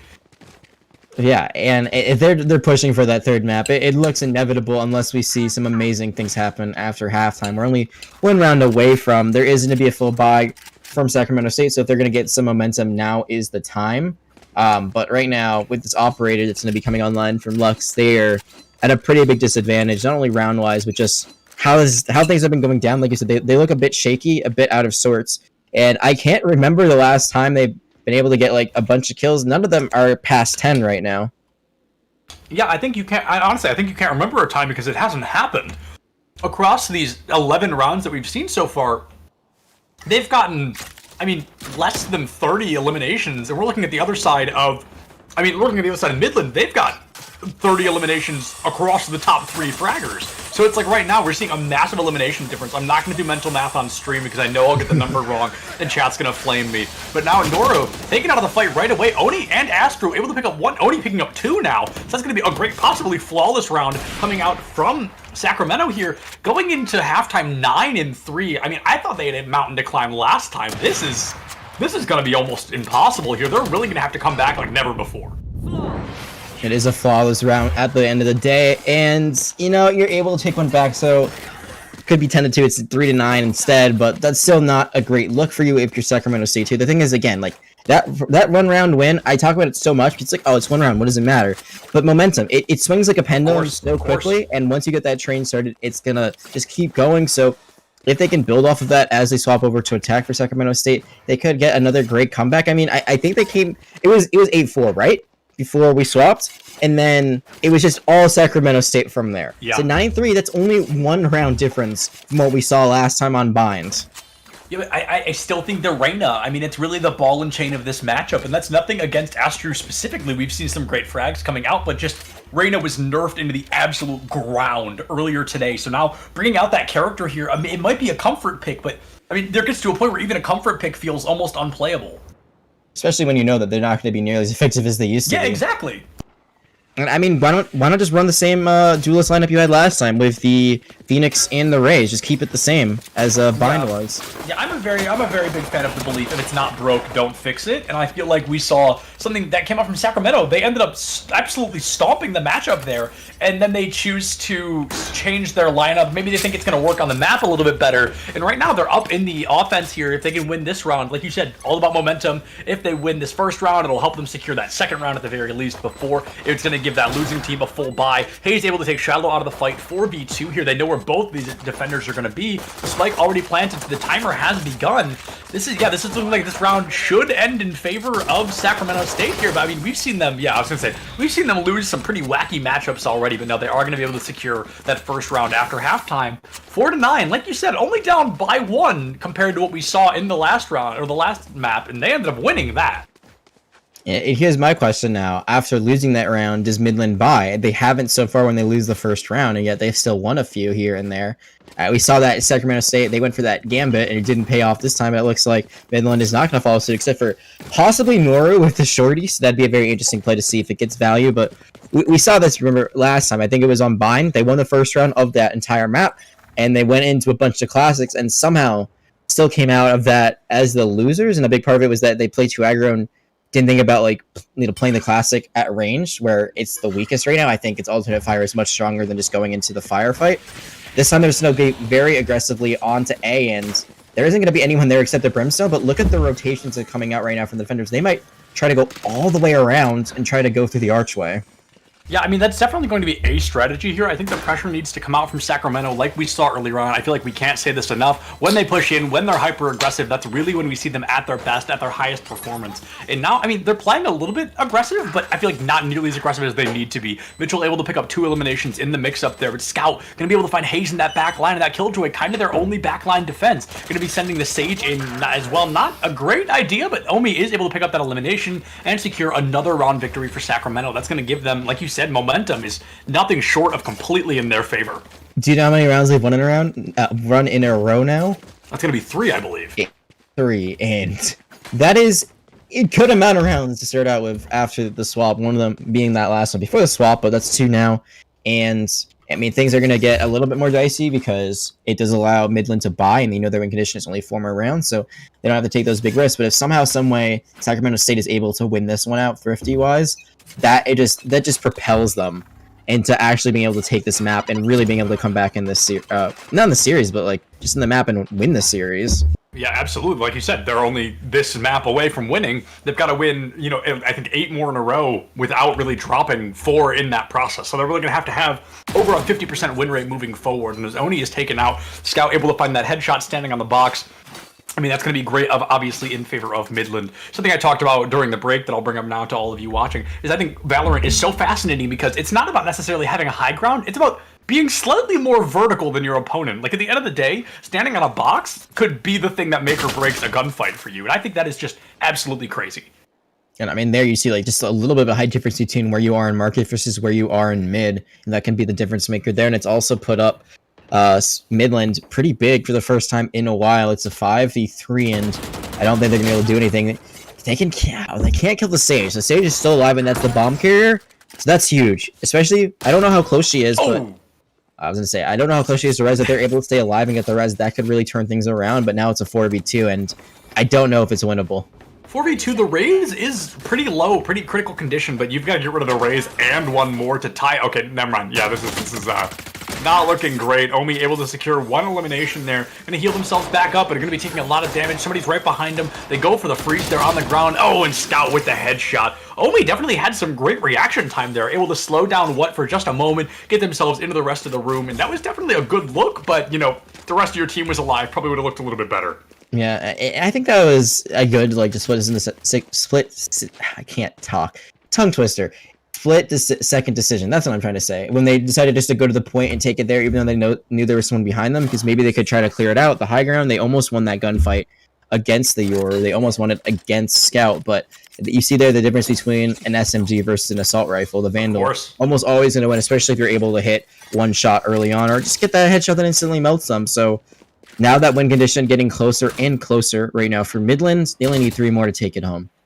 Yeah, like you said, 3 more to take it home and bring us all the way to that map 3, which is going to be split, of course. And so, I mean, the pressure is going to come out there for both these teams. Sacramento putting up a much weaker game than we saw last week in Midland. Like you said, this is kind of their first week showing their names, showing their faces here, putting on quite the show for us. Oni able to find that wallbang headshot onto Scout, the top fragger on the side of Midland, taken out. Currently the most eliminations in lobby by 5, sitting at 20. So they've already dropped a 20 bomb here in this matchup. And I think if we see these rounds very close and Scout isn't the first one eliminated, I could realistically see a 30 bomb here if these next couple of rounds go in favor of Sacramento. Yeah, it looks like this one is. They are going to commit the lockdown just to try to clear out this point, but as they're going to be taken out in the firefight, they know that there is a Cypher in the back, but they're going to use their Cypher cage to try to get out. They are able to get 2, so now this is very winnable. The question is, did they use too much there? I'm not sure. I was going to say, that was a lot. A lockdown for a 5v3, it's a very interesting play, and it does help secure them the round for sure. I guess the idea is they're in win now mode. They really can't save too much more. Right. Their health economy is still healthy. They still have 3-1 on the other side. Only Noro has to run it back. And they might be able to get that Killjoy ultimate back pretty quickly, especially if they continue to win rounds in a row. And that was a big round because now it forces Midland to go for a light buy.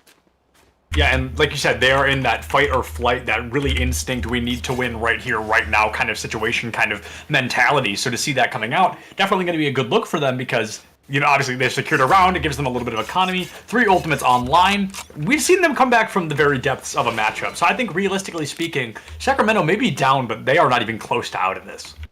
We'll see how they play this one. I mean, again, the biggest thing is they cannot lose this thrifty rounds because they have lost a few thrifty rounds here and there. They've really got to just march in. They got to be decisive. They have to be aggressive, and they're going to commit the run it back here. The running back coming through, able to pick up an elimination, but Luck's going to be able to find Astru here.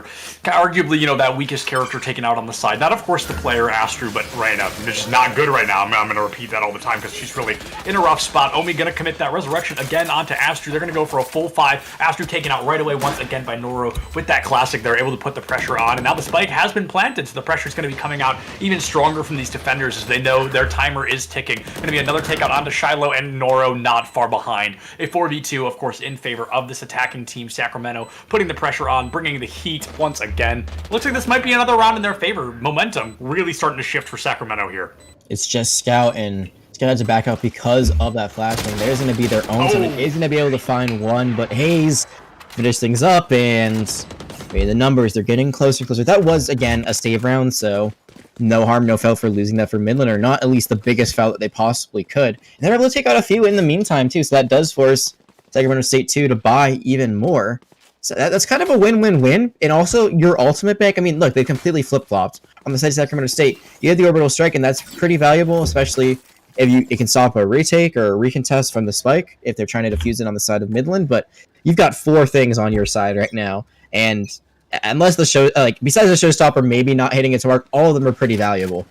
Yeah, absolutely. And I want to point out that this has just been a much better game for Oni as a whole. They ended the last game with, I think, 8 eliminations in total. They're currently sitting at 15 at the top of the leaderboard for Sacramento. So just a huge shout out there. A great turnaround on that Brimstone. And we talk about this a lot, and it seems to be happening weirdly often lately. You never expect Brimstone to be the top fragger for a team. No, but in this case, I mean, this is what we expected, so it was a bit surprising they didn't do as well last week. But Omi also has really picked it up. It's right now in second with 13 and just got that kill there. Yeah, like you said, second with 13. They've now put themselves in that second position. Mitchell picks up Lux, and this looks like another round currently in favor of Sacramento. The run it back gone. Scout able to take out Omi. The resurrection not going to be online really anytime soon, so that's not something to be super worried about. The spike almost made it to point. Mitchell going to pick it up and avenge that teammate there, trying to actually not plant the spike. Going to go for the elimination onto Scout. That top fragger taken offline. What gone as well. This is going to be left in the hands of Noro, someone we saw put the pressure out earlier, but they're going to be taken out by Astru in that back line. Another round victory here for Sacramento, and I can't say it enough. Momentum has been shifted. Yeah, it's been shifted, I feel like, for a while now. Besides that round they lost where they couldn't buy because they were saving for the round after it, it's just been them in the driver's seat. They've only lost 1 round out of the last, hold on, I'm trying to look at this, out of the last 7. They've won 6 out of 7. So you can see the comeback is in the air. The winds have changed. It's the changing of the season, Septilence, and it's truly beautiful.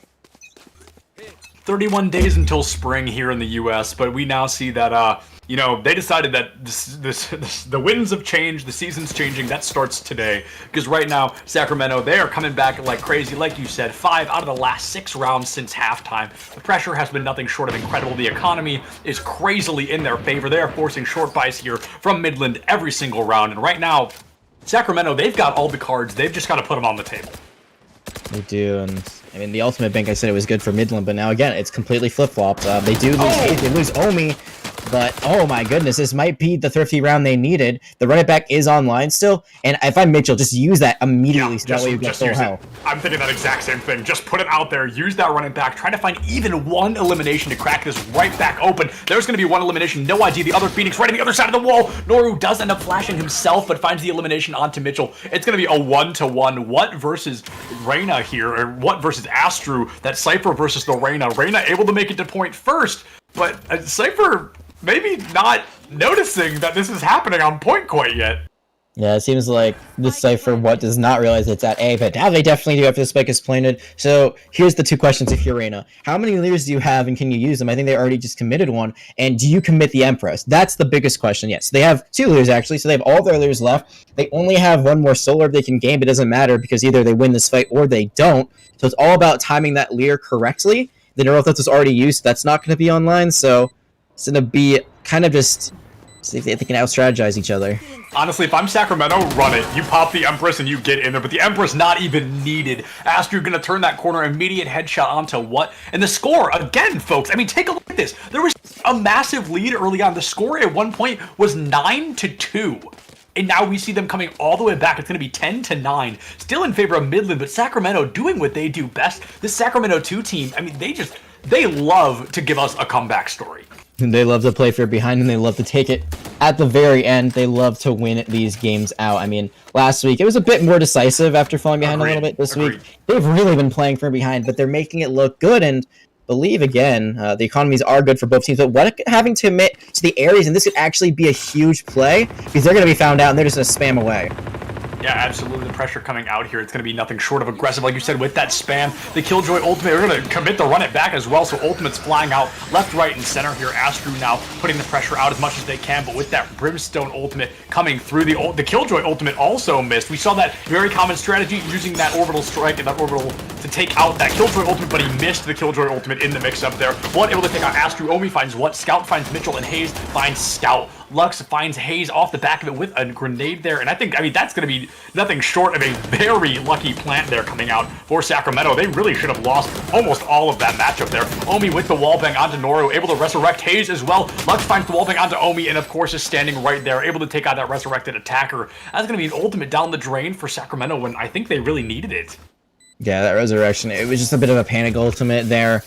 You are very vulnerable if you get res in an unlazy position like that, so Omi, they tried to do his best to save that round, but instead it's going to be going to Midland. And I think the biggest thing there was it really comes down to Oni's positioning. Again, that orbital strike, that's your ace in the hole there to make sure that the defuse does not come out. And when you're playing that aggressively in the corner, I mean, you're trying to just catch someone off guard, but that time they turned around. They were the ones caught off guard. And if they played at the back of Boathouse with their stage, it's like the one time I'm like, all right, you can play that same angle. It's all right because there's two different doorways. So you can cover the left and the right. Instead, didn't do that. And that orbital strike isn't going to come out just yet, but it might be saved for today instead, or this round to be precise.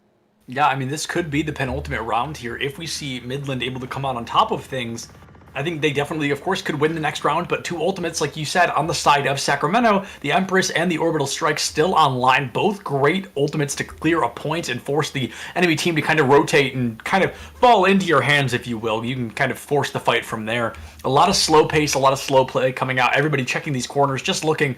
Even one elimination cracks this fight wide open for either of these teams. There's going to be a gunfight right here. It's going to be it's going to be the Oni, who I did not know was behind, who I did not know was behind Mitchell there on the Phoenix. It's going to be the Brimstone taking out the Yoru. Hayes able to find the Cypher as well. A 3v5, a lot of damage onto Hayes there, but even if they fall, they're still up in the numbers by one. This could be another winnable round here for Sacramento. Yeah, it is indeed. But they lose Omi, they lose their healer, they also don't have the spike. The orbital strike is used very aggressively. It doesn't find a kill. It's now a 3v2, and I think you have to kill. Maybe not. I was gonna say you gotta commit the Empress. Now you don't really, but you gotta kill Shiloh. Oni gets 3, and that it was so winnable for Sacramento State, and they really fucked up at the very end. But like you saw there that Midland actually created an opportunity for themselves that they really shouldn't have had. Yeah, no, that was definitely a lot of unique choices from both teams, and I mentioned it. I feel like these last couple of rounds, Sacramento has just been very lucky. I feel like there's very mild misplays coming out from the side of Midland that has really guaranteed these rounds for Sacramento, and now the score 10-11. Both these teams just a couple of rounds away from snatching a victory here. We're also getting danger close to overtime. Yeah, there's a lot of ultimates that will be online suited for Midland, so if they get a few more kills, get a few more alt orbs, they'll have a lot more utility. The Emperor still has not been used by Astro, but I think the problem is, a lot of these rounds, like, they're not really able to find kills that they need, and this is a light buy for them, so we should, in theory, have this tied up 11-11, but I would not count out Midland ever. We've seen them do some crazy things with Sheriffs. Yeah, the Sheriffs, I mean, a gun that I feel I always personally underestimate, and then somebody just top frags with it and blows my mind every time, but I'm always surprised for some reason. I don't know. The Sheriff is a gun that I think is always a great comeback potential weapon. Oni, however, taking out Scout, that 24 elimination player going to be taken out very early on. That's 3 eliminations already in favor of Sacramento. And, I mean, if Sacramento wins this, and then Midland wins even one more, that forces us into overtime. Yeah, it's a potential overtime situation, but that still has to be Sacramento coming all the way back. So they know that, like, again, it's like win now mode, but it's like win now, like ultra. they cannot let it get to 12. I mean, it still like keeps them alive in the series if they're able to tie it to 12 too, but overtime gets so dangerous, so sloppy with how it can be, especially depending on what side you start with first. And if you start, I mean, for example, if we see Sacramento State start on defense where they really didn't do that well, that could snowball them into just losing 2 rounds low and losing this game. But now they've tied it up after a flawless round, and imagine taking the lead on the penultimate round before you win the map. Yeah, that would That's be nothing the one time. Yeah, I was gonna say that would be nothing short of incredible. You have not had the lead the entire matchup, but then at the very end of things, like you said, that second to last, that almost final round, you take the lead for the first time, which is just absolutely mind-blowing to consider. We saw kind of a weird short buy coming out there because they've got a very low economy in that credits department, but now they're also not going to be able to full commit their weaponry here. I think we're just seeing things on the up and up for Sacramento. They've got to secure 2 more rounds. Midland, I feel like if they lose this one, it's pretty much going to already be over. Yeah, so the question is, do you commit early here? Because you have your running back, you have your dimensional rift, so you have things you can use here if you're on the side of Midland, but you might want to try to save it for a rainy day or save it for, another round after that. We've already seen the run it back as well as the Killjoy lockdown come out, so both teams are committing. Yeah, both teams are definitely committing to run it back down. There's going to be the Yoru getting a little bit of recon, but you obviously can't do much about it. Mitchell takes out Yoru right away. Omi able to find what as well. Mitchell trying to find a double kill, but unable to do so. Scout picks up Mitchell there in the chaos. Going to be a 4v3 in favor, of course, of Sacramento, trying to really put this round away in their favor and take the lead for the first time, literally all of Ascent, which is just mind-blowing again to consider. A great throw there coming out from Killjoy, able to put a little bit of damage there. Going to put it just in that doorway. Some great lineups. Oni with the wall bang onto Scout. Going to put this even more in favor of Sacramento. Shiloh and Lux versus the world. They've got some eliminations. Shiloh almost has that ultimate. They've got a dream, but pressure has to come out like crazy. Lux picks up Hayes in the mix-up here, and Shiloh able to find Omi as well, taking it from a 4v2 to a 2v2. This is all of a sudden winnable. It is indeed. Now to use the Empress, you know where Shiloh is. You don't have the spike. That's why it has not been planted. That spike was dropped earlier on by the Phoenix. Now there's the orbital strike. They're going to be able to back out of that, but with only 19 seconds left, they're going to spray through it. No way! Shiloh, what a mad lad, gets 3 on that round. Shiloh. And it all comes down to the fact that they didn't have that spike. If Mitchell had dropped it or given it to someone else earlier on, that would have been a round win for Sacramento State. But at best now, they can go to overtime. And Midland, they're looking to put this away. They're looking to force that map 3. Just a mild misplay in map 3 on the brink here. We need to see Midland win one more round, and we're going to go all the way to map 3. Overtime at this point, a guarantee if even a single round comes out again from Sacramento. So now they need to push this into overtime, because if they lose this round, it's going to be over for them here on Ascent. We're going to go all the way to that 3rd map. Yeah, if this they couldn't get any longer, as if the series could not extend any more than it already has. But I mean, that's great because it's just been so close, so it's just going so long. Again, they know what is there because they've tried the strategy a few times. Now they're just going to try to spam into the run it back, but they're going to die. Yeah, there's going to be a trade there. What tries to, like you said, tries to spam into the run it back, going to get eliminated instead, but an elimination onto Astru as well. Omi not with that resurrection online quite yet, so the pressure going to be out. They're not going to get the resurrection this time around, but they're going to go for the immediate spike plant. They're not going to make that same mistake twice. It's going to be one of those fool me once situations. They're not going to be fooled again in that matchup. A 4v4, things are going to be neck and neck. Both these teams have to commit pretty much right here, right now. Omi just able to get away from a grenade, not able to take any damage off the back of it, but they're being pincered. They're being closed in on the wall. Comes out immediately destroyed in the pressure. The bullets are flying. Omi gonna get back to the spike, hug it a little bit, able to pick up Lux right away, but Noro able to find that elimination. A 3v2 in favor of Midland. Scout finds Mitchell, and this has to be nothing short of amazing coming out from Hayes here, able to find 1 elimination. Can they find 2 more? No, it's gonna be the elimination coming through, and I'm not sure they're gonna be able to defuse the spike in time. It's gonna be close, but it looks like they might just be able to secure that victory. And yes, 4.56 seconds left on the clock. That's gonna be a win here underneath the belts of Midland. They're taking us all the way to map 3.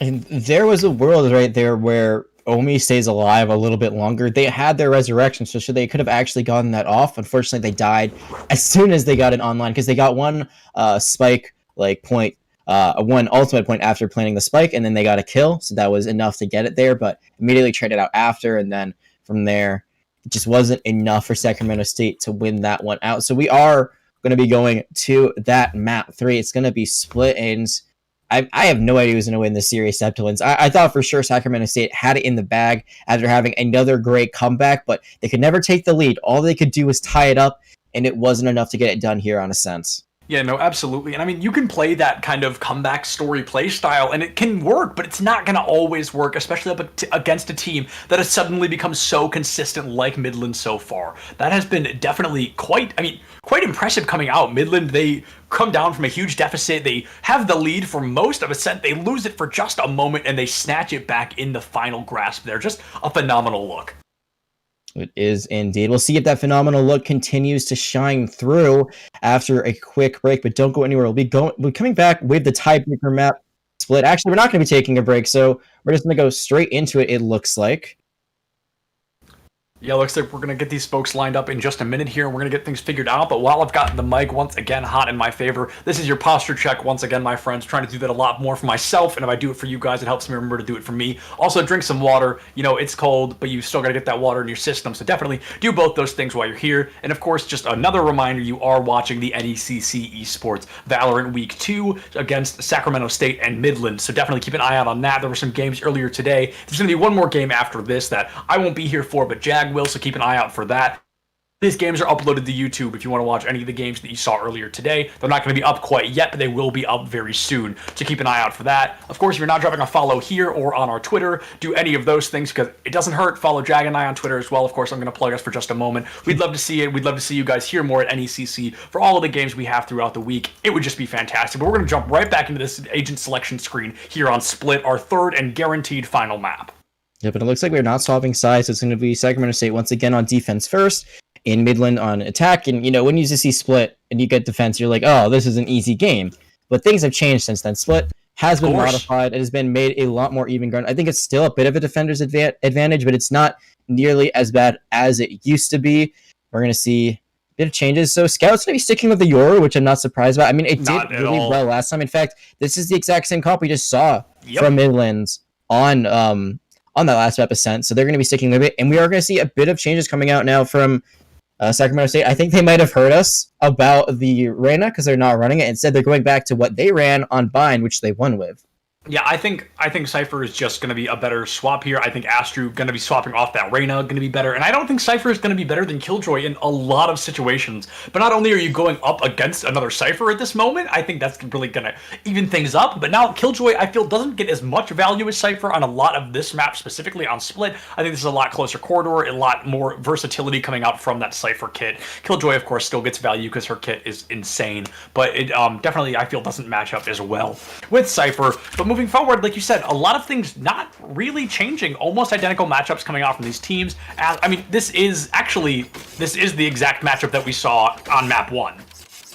With some changes, because the scout wasn't playing. Right. Scout. I'm so used to him playing Yoru. Yeah, with that performance that he gave me, him on Yoru just feels like a given at this point. I mean, I feel like he's been on it for ages with that phenomenal performance we saw on that second map. But yeah. Other than that, this is that map, that matchup from map 1. It's basically both teams running what they've won on so far. So whatever they won on the map they won, that's what they are deciding to run here. And I think that once again, Sacramento State actually has the better comp, like they did on the first map, but not on the second one. I think Siege is really good here. Raze is also really good here. Both teams running that, but it's triple duelist. Yoru, I know, like, I feel like it's not great for a triple duelist comp. I think a Jet might be the answer here instead, but they decided to stick with it, and it looks like they are pressing very aggressively onto A. Yeah, I mean, pushing into A is definitely going to be a great strategy, and able to find an elimination straight away. Able to pick up Astru. I think going for the immediate plant really is kind of the best strategy moving forward on these maps in these early round ones. Mitchell able to find Noru, though, so it's going to be a 4v3 in favor, of course, of Midland, those attackers. They got the spike planted, so the timer is ticking for our defending team, which is, of course, currently Sacramento, or the Sacramento 2, actually, their second team. And right now, like I said, spike has been planted. The timer, all of a sudden, like, the pressure is down. You need to get to that spike. You've got such a small limit. Mitchell is able to bring it back, and now somehow, someway, this might be winnable for the defenders. It's now only this is just a Sage versus a Cypher. They're basically staring at each other, and Omi coming out clutch. I think got about 4 kills there, if I remember correctly, but it might not be enough. No, it's not coming through. There's no way. Go off. There's no. Omi just maybe like a second and a half earlier, or literally 1 second earlier, and that could have been cracked wide open for the defenders. But Omi just, that's not even their fault. They just planted the spike so quickly.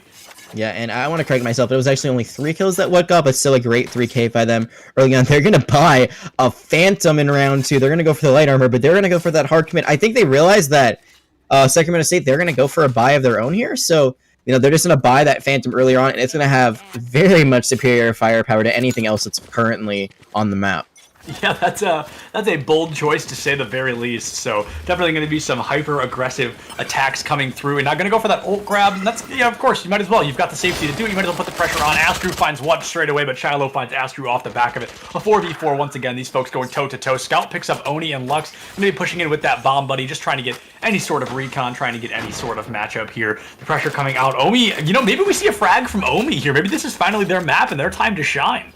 I feel like Omi really stepped it up on the last map on Ascent compared to what they did last week, but I think they need to continue that going. It's really been them that's been the top fragger so far, but not able to get it done. That Phantom stays with Midland despite the fact that what fell early, but Shiloh was able to pick it up, so that's great for their economy.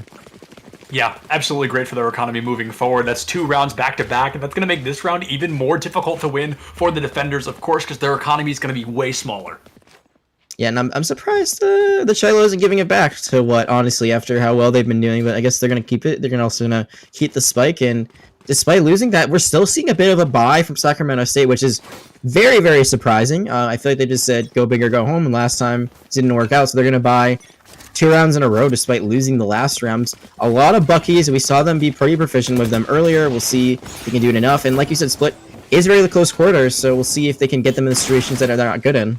Oh, but Lux able to take out Astru once again. Just not even toe-to-toe, just bullet to face at this point. Lux getting some great shots. Omi picks up Noro with that Bucky very early on, able to find that elimination. Mitchell able to find Scout as well, so the first time, I think, all game other when Omi popped off. This is the numbers advantage that Sacramento's been missing here in these first 2 rounds, trying to secure their own round because, only 2 rounds have been won, but if you're able to win with the economy they currently have, I mean, that would be nothing short of amazing.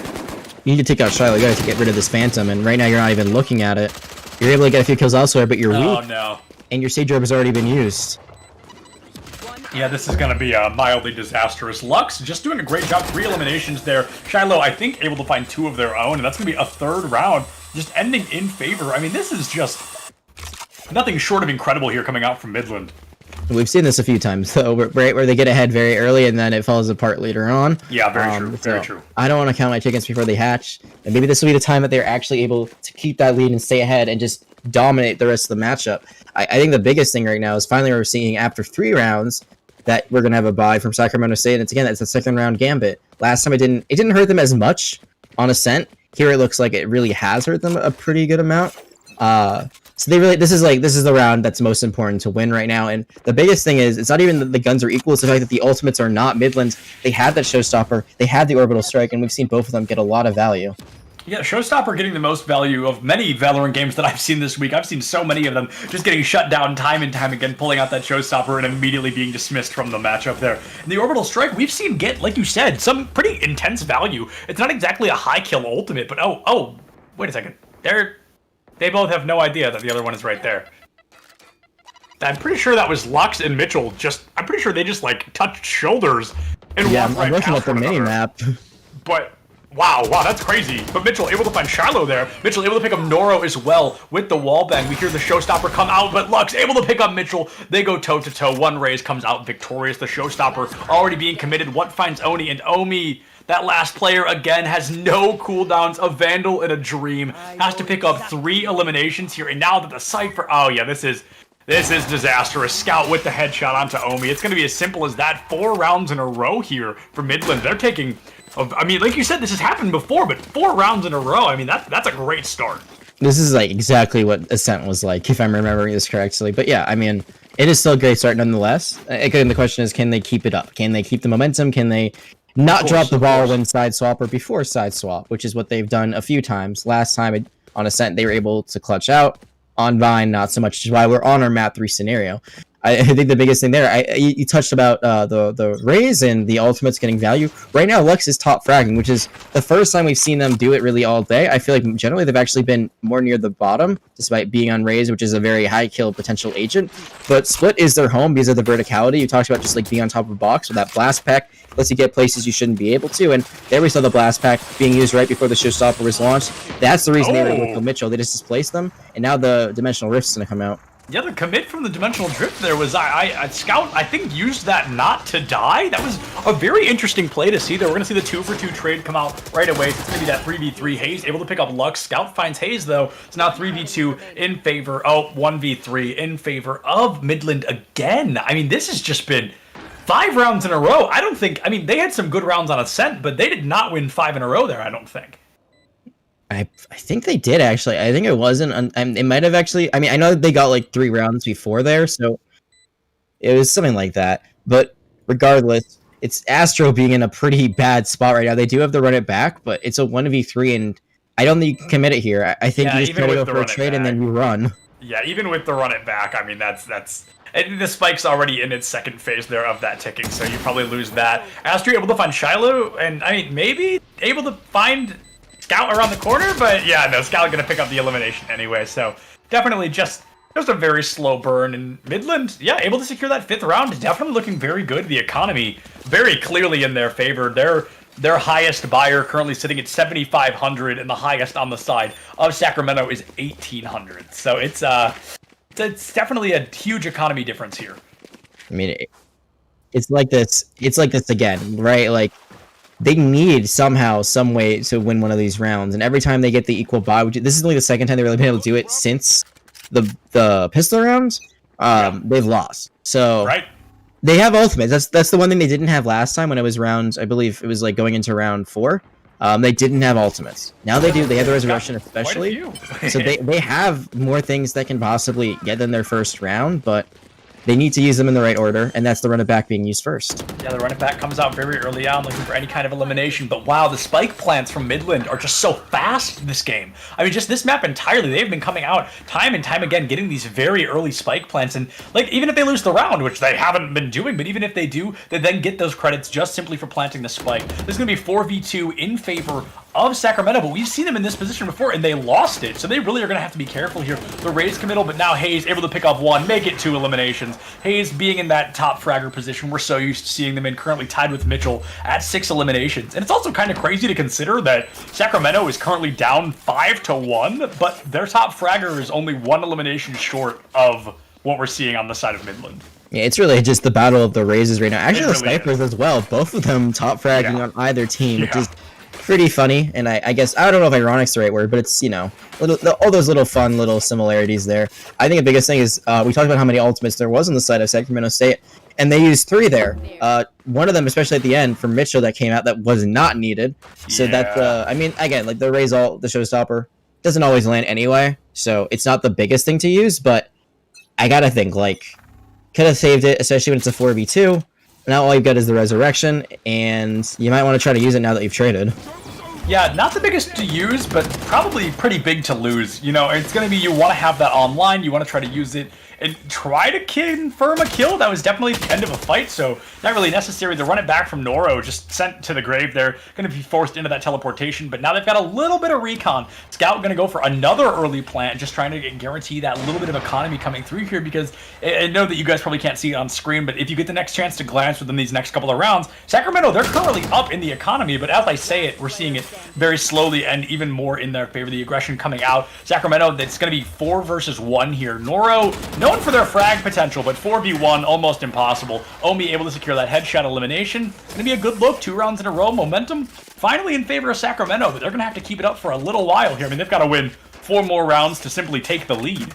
And that was a big play right at the end. They grab the operator just as time expires before they go back to spawn. Oh, and Omi loves the operator. 5,000 credit gun. They'll say, yes, please, thank you very much. And Omi, you know, has surprisingly been the operator player. We talked a little bit about how they have it accurate, but they have to be really careful about their positioning. So for their sake, I hope they're playing back. I'd love to see them play in screens if they are going to commit to this A site, which is exactly what they're doing currently. They just have to be careful about not being too far forward, and they're going to have a very clean sight line. Yeah, that's such an elongated sight, and I mean, Omi, like we talked about, very, very careful with the operator, and Scout being the first one taken out. I mean, that's going to be disastrous here. Definitely not fragging like we saw on that last map, but definitely still, I mean, second in line here in eliminations on the side of Midland. So doing a good job, just not standing out as much, which is good because that means everybody on Midland is doing their part. When you look at on the side of Sacramento, their top fragger 8 eliminations, their lowest 1. If you look at Midland, you see 7, and then 4 is the lowest. So much closer in terms of eliminations here coming out from Midland. Mitchell able to find Lux, but what picks up Mitchell off the back of it? So a 4v3 still in favor of Set, never mind. A 3v3 now going to be tied up as Noro finds Astru. The pressure is going to come out now because Sacramento, when they start to lose a lead like this, those are the rounds where I feel they really start to crumble instantaneously. And there's no resurrection in sight for them, so that Sage ultimate's not going to find a value just yet. They have the orbital 6. They could try to back out. Oh, they'll be able to get the wall bang onto what? The wall bang onto what? But Shiloh finds Omi with a wall bang of their own. They put the operator away at the worst possible time. Still able to find 1 elimination off the back of it. But now the operator going to be on that ground. I wonder, I mean, is anybody going to take it, or are they're gonna choose to leave it there? It seems as nobody else has that operator lined up. Hayes looking to find some damage. Looks like he's got this Phoenix cornered, but no, it's going to be Shiloh from behind with the headshot. Not checking your corner, standing right in front of an open window. That's going to cost you your life. That's going to be a 6th round win here for Midland. Yeah, that was some very questionable positioning from Hayes at the very end. I think their plan there is just get the operator and dip. Instead, you give up her life, and I mean, you know there's someone in ropes. You know there's someone that's just around that corner, but you gotta remember, you're standing right in an open window, and they just planted the spike, so there's gonna be someone directly across from you on the low ground, seeing your backside, and you're turned, you're not paying any attention to them. So just a bit of a misplay there. Got a little bit too, let's say just a little bit too short-sighted. Overzealous? Overzealous, that could be the word for it too. And I mean, we talked about how Midland kind of gives up leads, but that brings it back, and now their alt economy is looking good, but Hayes going to take the first kill on the Bucky.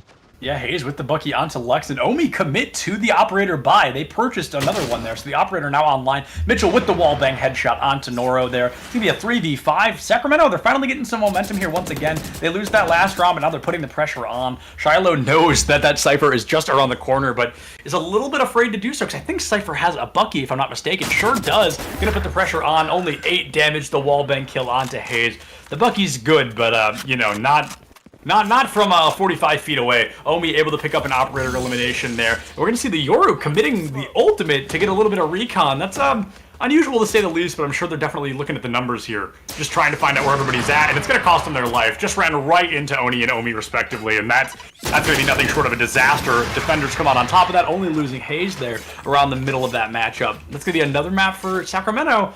They could go into this close to a tie if they can keep up their momentum. One thing I'm surprised about is that they didn't commit the dimensional drift prior. I think they could have used it to just, when they were trying to peek the way the Bucky was, that Hayes was holding, that was the great time to use it, but then they lost in more numbers, so then they used it very late into that engagement, which didn't get nearly as much value as it could, and again, we haven't seen that tie come out just yet, but every time we've seen that Sacramento State, they're able to bring it back near the end. Yep. The 6-6 still possible, the other options 8-4, 7-5, so it's not as good for Midland as it could be. Yeah, no, I think that's a great point. It's not as good as it could be. It's actually probably worse than we've seen in these last couple of rounds here, but as this pressure comes out, they're going to put the pressure on. Hayes able to find Lux right away. Here comes a showstopper from Mitchell over the wall. They're able to find one off the back of it. That's going to be 2 eliminations now for Sacramento, trying to find something. Omi picks up a 3rd. Mitchell able to find a 4th, and here comes the 5th from Mitchell. A flawless round. Blink and you miss it moment. That was nothing short of phenomenal. But again, like, this is the question I've asked a few times now of Sacramento State. They win rounds very decisively, but a lot of times they're burning 3 to 4 ultimates there. It's 3. Very true. They use Neural Theft, they use... I think it might have only been 2, but they use Neural Theft and they use the Showstopper. I'm not sure they use anything else there. I'm just trying to use Tab really quickly, and I think that's about it. And that's just, you know, they got value out of both of them. I wouldn't say, especially the Showstopper, but the Neural Theft coming in at the end when it's a 4v2. Again, like, do you really need to know where they are exactly? You should be able to win that with numbers alone as long as you're covering different angles and then following up when you trade out. Absolutely, but we've seen Sacramento, they're not necessarily consistent on winning 4v2s. We've seen them lose a couple today, and now Astru and Oni able to pick up 2 eliminations. They're the showstopper, not going to be able to find any value. Shiloh and Scout able to trade those 2 back, so we're going to be in a 2v2 matchup. It's a Yoru and a Brimstone going up against a Sage, who's got a double operator kill lined up. Omi able to secure another defender win, and we're getting closer and closer to that tie. I mean, these rounds just falling in the laps of Sacramento here. it might finally happen. And I was thinking, oh man, Omi's just gonna go for the resurrection. They're gonna play farther back. They're gonna stay alive. And Omi said, nah, I'm just gonna run straight into two people. Neither of them can kill me. And it's a risk. It's so risky, especially again when it's your Sage who has the most utility left on your team, and somehow, some way, Omi makes it work. And ultimates are a little bit in the favor right now of Midland, but you see that a lot of them are gonna have to go for the Bulldog and the Spectre. So the only full assault rifle they have right now is the Phantom. The Bulldog definitely not bad by any means, but it's that Spectre that really concerns me. Yeah, of course. I was thinking that same thing. A Spectre in this kind of matchup here, going up against a full throttle matchup. We see a full buy coming out from the side of Sacramento. They're going to be pushing in with a couple of Bulldogs and a Spectre, so they're definitely going to be firing a little bit less, doing a little bit less damage on bullets. But nope, doesn't matter as Hayes not checking that corner, not paying full attention. Oni able to get that vengeance kill. Gonna bring it into a 4v4, make it a 3v3 as What and Noro get eliminated respectively. One Cypher ultimate comes out. Shiloh able to find Mitchell off the back of it. It's gonna be a 3v2. Omi, however, still alive, and the resurrection comes through onto Mitchell. That could be huge here for Sacramento, but now that they've committed that resurrection, they're gonna have to win this. Mitchell getting that vengeance kill early on, making it a 3v2 in favor of Sacramento now. The pressure gonna come out, and Yoru and Brimstone, neither ultimate online, but we see there's another showstopper online for Mitchell. This could be a flashy play if they wanted it to be. It's a very early orbital strike. That's something they could have used for later, but Shiloh tries to get a very aggressive play. It does not work out. And now you see what they're trying to do. Right now, Scout's still on B, but everyone else is rotating to A. And I think, yeah, so they're catching on to this right now. But here's the thing with Scout now on the flank. That is very dangerous. They decide to pursue this through the defender spawn.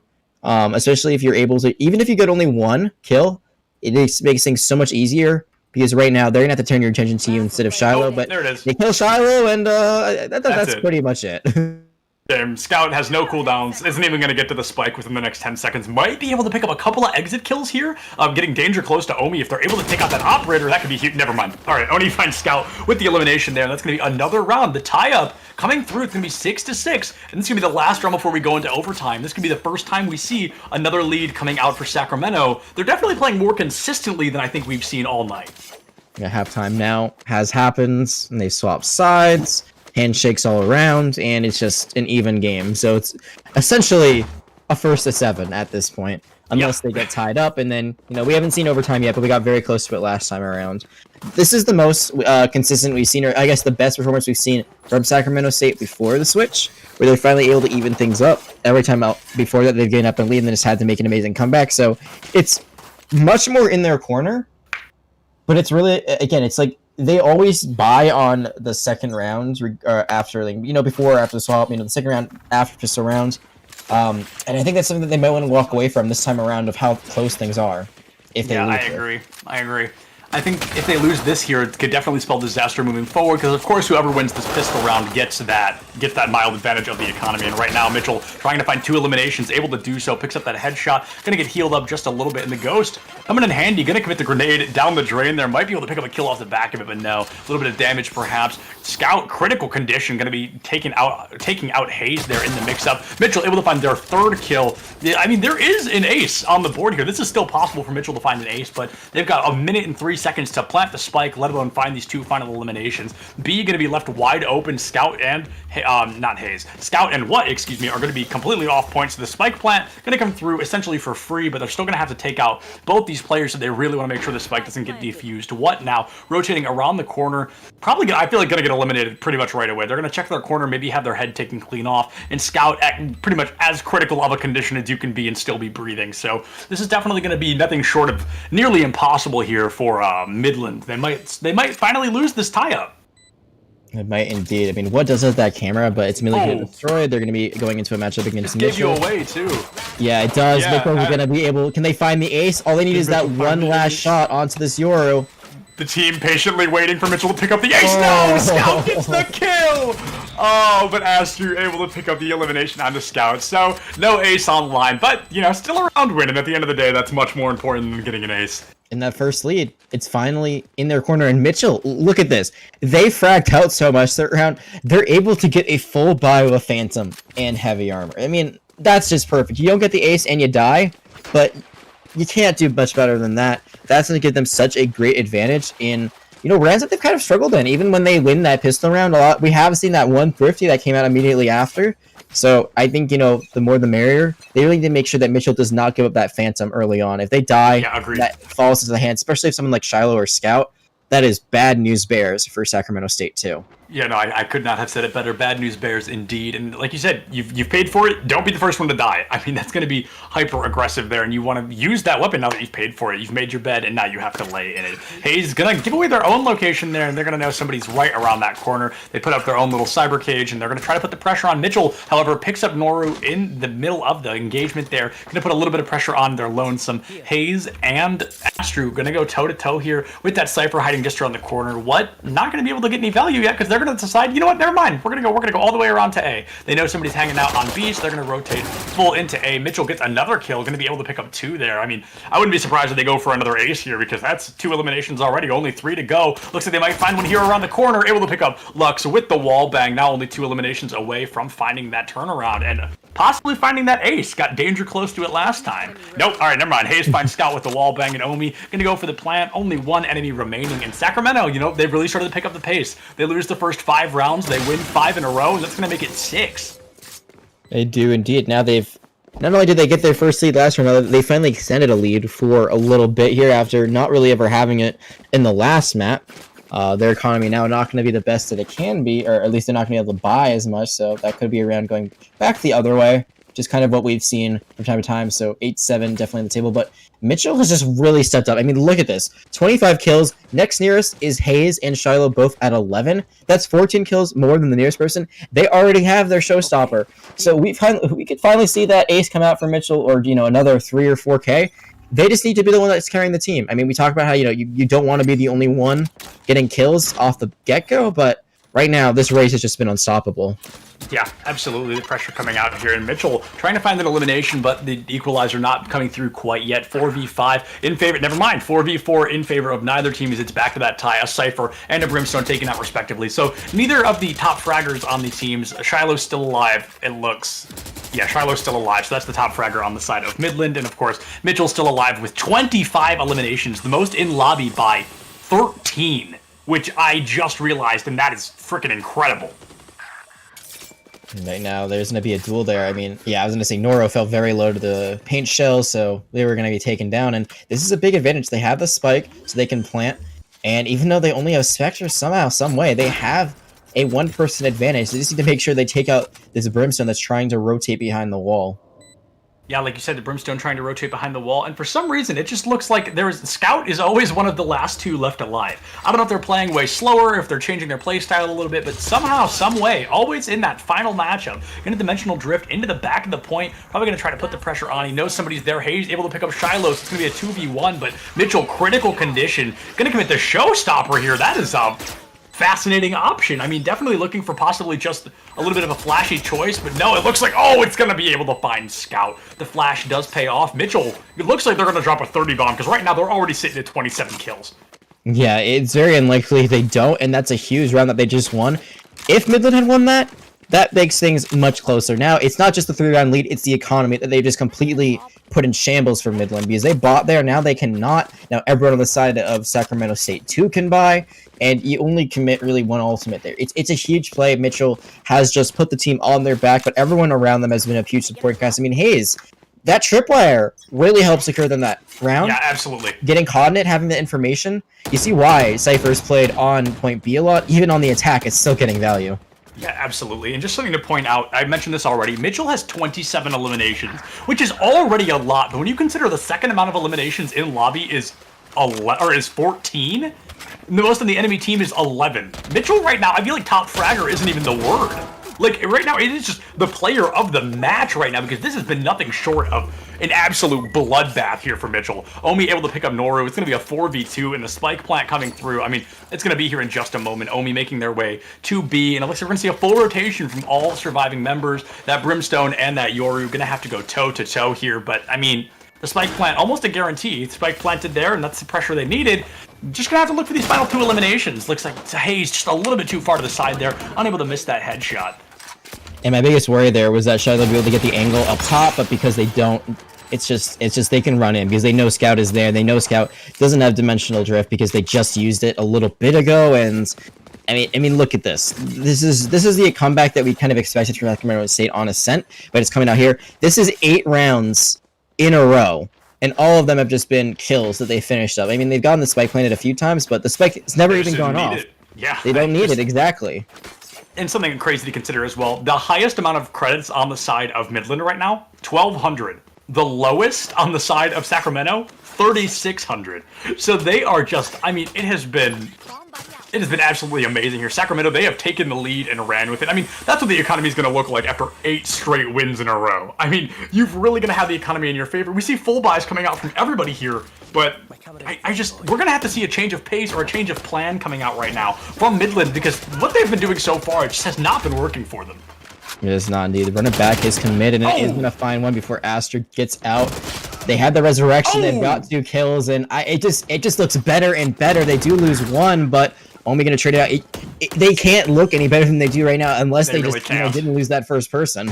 Yeah, I mean, unless, other than these rounds being flawless, I think Sacramento 2 cannot get much better here. They're going to commit the res, which is weird. Scout going to take the kill right away. The wall bang from Hayes able to take Scout out, so getting a little bit bloodthirsty is actually going to cost them their life. Shiloh take it out as well, and I just dislike that resurrection. That felt so unnecessary, and that could save them in a round later on. It could. I was going to say, it could be an economy thing, but you pointed this out earlier. Their economy is basically flawless, so it doesn't really make sense. It could be a bait just to try to get someone caught off, because, as we've said earlier, when you're resurrected, you are very vulnerable. You're immortal for like half a second, and then you just spawn and you don't have your gun out. So very similar to Phoenix when you respawn back to where you originally use your running back. You're just super vulnerable. You can be easily killed. Trade it out. I don't know. The round still goes in their favor. Now they're only 2 away, but it is a bit weird.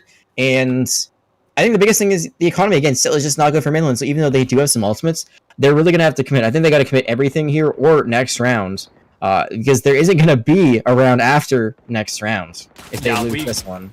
Yeah, we could very much be on our penultimate range. I think our penultimate game, excuse me. So I think that's something to really keep an eye out for, is they are 2 rounds away from winning this. They've already won 9 rounds in a row. I mean, we saw a 13-round win for them, so an 11-round win isn't going to be shocking. We've seen them do seemingly the impossible. The run it back comes out. Shiloh picking up a back-to-back headshot there. Oni and Mitchell able to tie things up, and it's going to be Mitchell trying to get some eliminations here in the back line. They did, in fact, drop that 30 bomb with that elimination, currently sitting at 30-9, which is just, I mean, incredible to come out here and you lose. I mean, I talked about this already. You lose the first 5 rounds and you're still dropping a 30 bomb? This has been absolutely insane. What? Able to pick up Mitchell, able to stop that train for just a moment. Going to be a 2v2. And again, Scout, one of the last ones alive. Hayes able to take out Lux. It's going to be a 2v1, but if anybody's able to come back from one of these, it's going to be Scout. So they've definitely got to watch out for this player. They've got no idea where he's at, but they've got 30 seconds to plant the spike, so it's got to be now or never. I think the biggest thing is, can Scout pick up a better gun? They are. So they had the Spectre, they're able to get the Vandal.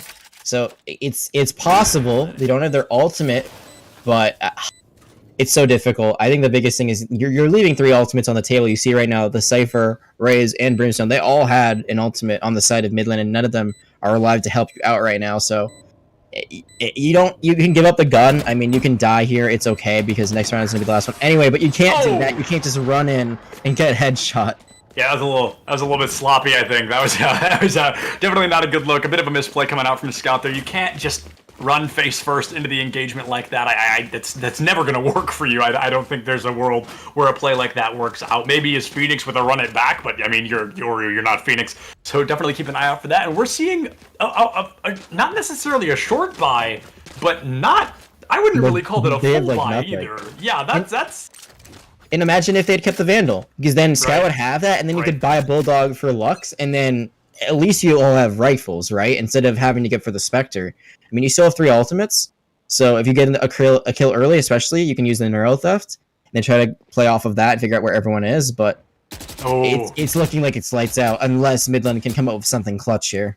I mentioned this already. They've got 3 ultimates, looking to find 4. Noro able to take Mitchell out of the fight. There's not going to be a resurrection online for Sacramento here, so they're really going to have to climb back from a mild deficit. The showstopper able to pick up 2. Lux able to turn the corner and find Hayes and Oni. That's going to be an immediate turnaround. Astu picks up what? And this is still winnable for Sacramento, but this just got so incredibly harder. There's going to be 2 left alive. They can plant the spike. They can look for the credits here, but they've got to get to point first. And Lux, bloodthirsty as ever, is currently guarding this with their life.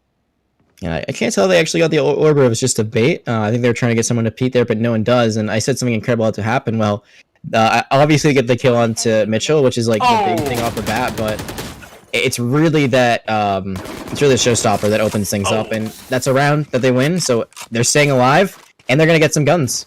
I mean, are we gonna see them pull a Sacramento on Sacramento? I mean, is this exactly what they're gonna do here? The Sacramento 2, they are infamous for coming back in that final brink of the moment. They're finally able to come back from so many losses in a row. That's the first round in what, 10 rounds? 9? Yeah, 10 rounds that they finally come out on top. Sacramento, they've still got plenty of credits to work with here, so they can come back. They can give us the exact same full buy. They've got that orbital strike online, 3 ultimates, excuse me, just a couple of kills, couple of rounds away. So Sacramento, they've got the potential, but are they going to choke in these final moments? Yeah, and I think the biggest thing is Mitchell has to stay alive. Yeah, you drop the 30 bomb, but you've died 2 rounds in a row now, and you can't be doing that when you're the top fragger. You really need to make sure that you're not giving those free kills up, and oh boy, that is not good. Oh yeah, definitely not good. Hayes able to find a kill, but Lux able to pick up 2 off the back of it. So now the survivors on the side of Sacramento, they're gonna have to put the pressure on like never before. Well, they know that there's someone in ropes because they just shot the bomb, buddy. There's gonna be the blast pack. Can they catch out this Phoenix? It looks like Noro might get away. No, they don't. There's one. Oh, but there's gonna be a huge strike. Oh, the orbital strike. Shiloh able to find Mitchell off the back of it, and Oni just barely making it out with their life. This is going to be disastrous. I don't know what cooldown Sage has. Looks like they're not going to be able to heal here. There's going to be 34 seconds. This is going to be... All the ultimates they have online are going to come online next round. So I think if Sacramento loses this is by no means any nail in any coffin, but what this is doing is giving the momentum to Midland here. So I think, yeah, that's going to be 3 kills for Lux. Not able to pick up quite an ace, but I think as Omi gets taken out here around the corner, yep, that's going to be a 4 kill coming out there. So a great look for Midland once again, but now Sacramento, they've got 4 of their 5 ultimates moving into this. So they've definitely got the potential. They're going to have to run out their economy. And now, I mean, things that started off so rough for Midland, they're really giving us a bit of a turnaround. They are indeed, and the big question is, can they pull Sacramento on Sacramento? I don't know. Sacramento State 2, they're not out of this yet, and like you said, all their ultimates are basically online except the Resurrection, so they have a much better chance. I think the biggest thing is don't go into B Garage. It has not worked out, and Lux has really stepped it up with all that spam, with the paint shells, with the blast spikes. They're just throwing them in, and that's what Raze does. You can just throw in abilities, and you can find so much damage out of it, so I think the biggest thing is just don't play there, play A. Yeah, no, definitely play A. I think, like you said, B Garage not working out. Oni picks up Noro right away, though. That's going to be nothing short of huge. We hear the run it back come online, but I think that was going to be Astru's run it back. Hayes able to find what? And Lux already. This is looking like it's going to be over here, folks. Scout and Shiloh, the sole survivors of Midland, but it looks like they are going to be losing here in this 3rd game, in this final match. Don't get me wrong, a 2v5, definitely winnable. There is a world where they come out on top of this, but I don't think that's the world we are living in today, my friends. Scout going to poke this corner for just a moment, putting a little bit of pressure down, going to even commit the dimensional drift, trying to get recon, but you're the last person alive. You're gonna have to 1v5. You have to intentionally ace with 1 attempt, but no, it's gonna be impossible as Mitchell finds their 30-second elimination. And Sacramento, once again, a little bit rustier than last time, but they do secure a victory here. Yeah, it was something they had to work for. It was not an easy victory. Absolutely. They had to go all the way to map 3, but they came out on top. I think it was 13-8 for both maps they won, so a very similar scoreline. And the biggest thing for them is they have to figure out a way to start quicker. They're just starting so slow, and when they play better teams later on, those teams will not give up leads near the end. Yeah, no, teams are not going to be choking in those final moments like that. Teams are not going to have they're not going to have these small misplays you can take advantage of. So I think Sacramento, this 2 team, I think they have great potential. They just need to maybe, like you said, pick up their pace a little bit, get a little bit more aggressive, because when they're aggressive, when they hold W, they are seemingly flawless at some times. But it's when they get defensive, it's when they get slow that they really need to pick up the pace. Also, don't play the Reyna. Just don't play Reyna. Don't play Reyna anymore. But all right, I am. Oh, go ahead. Let's say, like, we saw one Sacramento State team here, Sacramento State 2, and the good news is that if you're a Sacramento State fan, it's not over for you, because there's actually going to be Sacramento State 1 coming up next. Yeah, like you said, the Sacramento sister team coming online for you guys. So we're gonna end it right here. We're gonna get this other play-by-play caster in here. It's been a pleasure hanging out with you guys, of course. Shout out to Caleb for being our producer as always, and shout out to Jim for replacing me. Thank you everybody so much for watching. We'll see you guys next time. For the time being, Septilence and Jag signing off. Have a good night, everybody.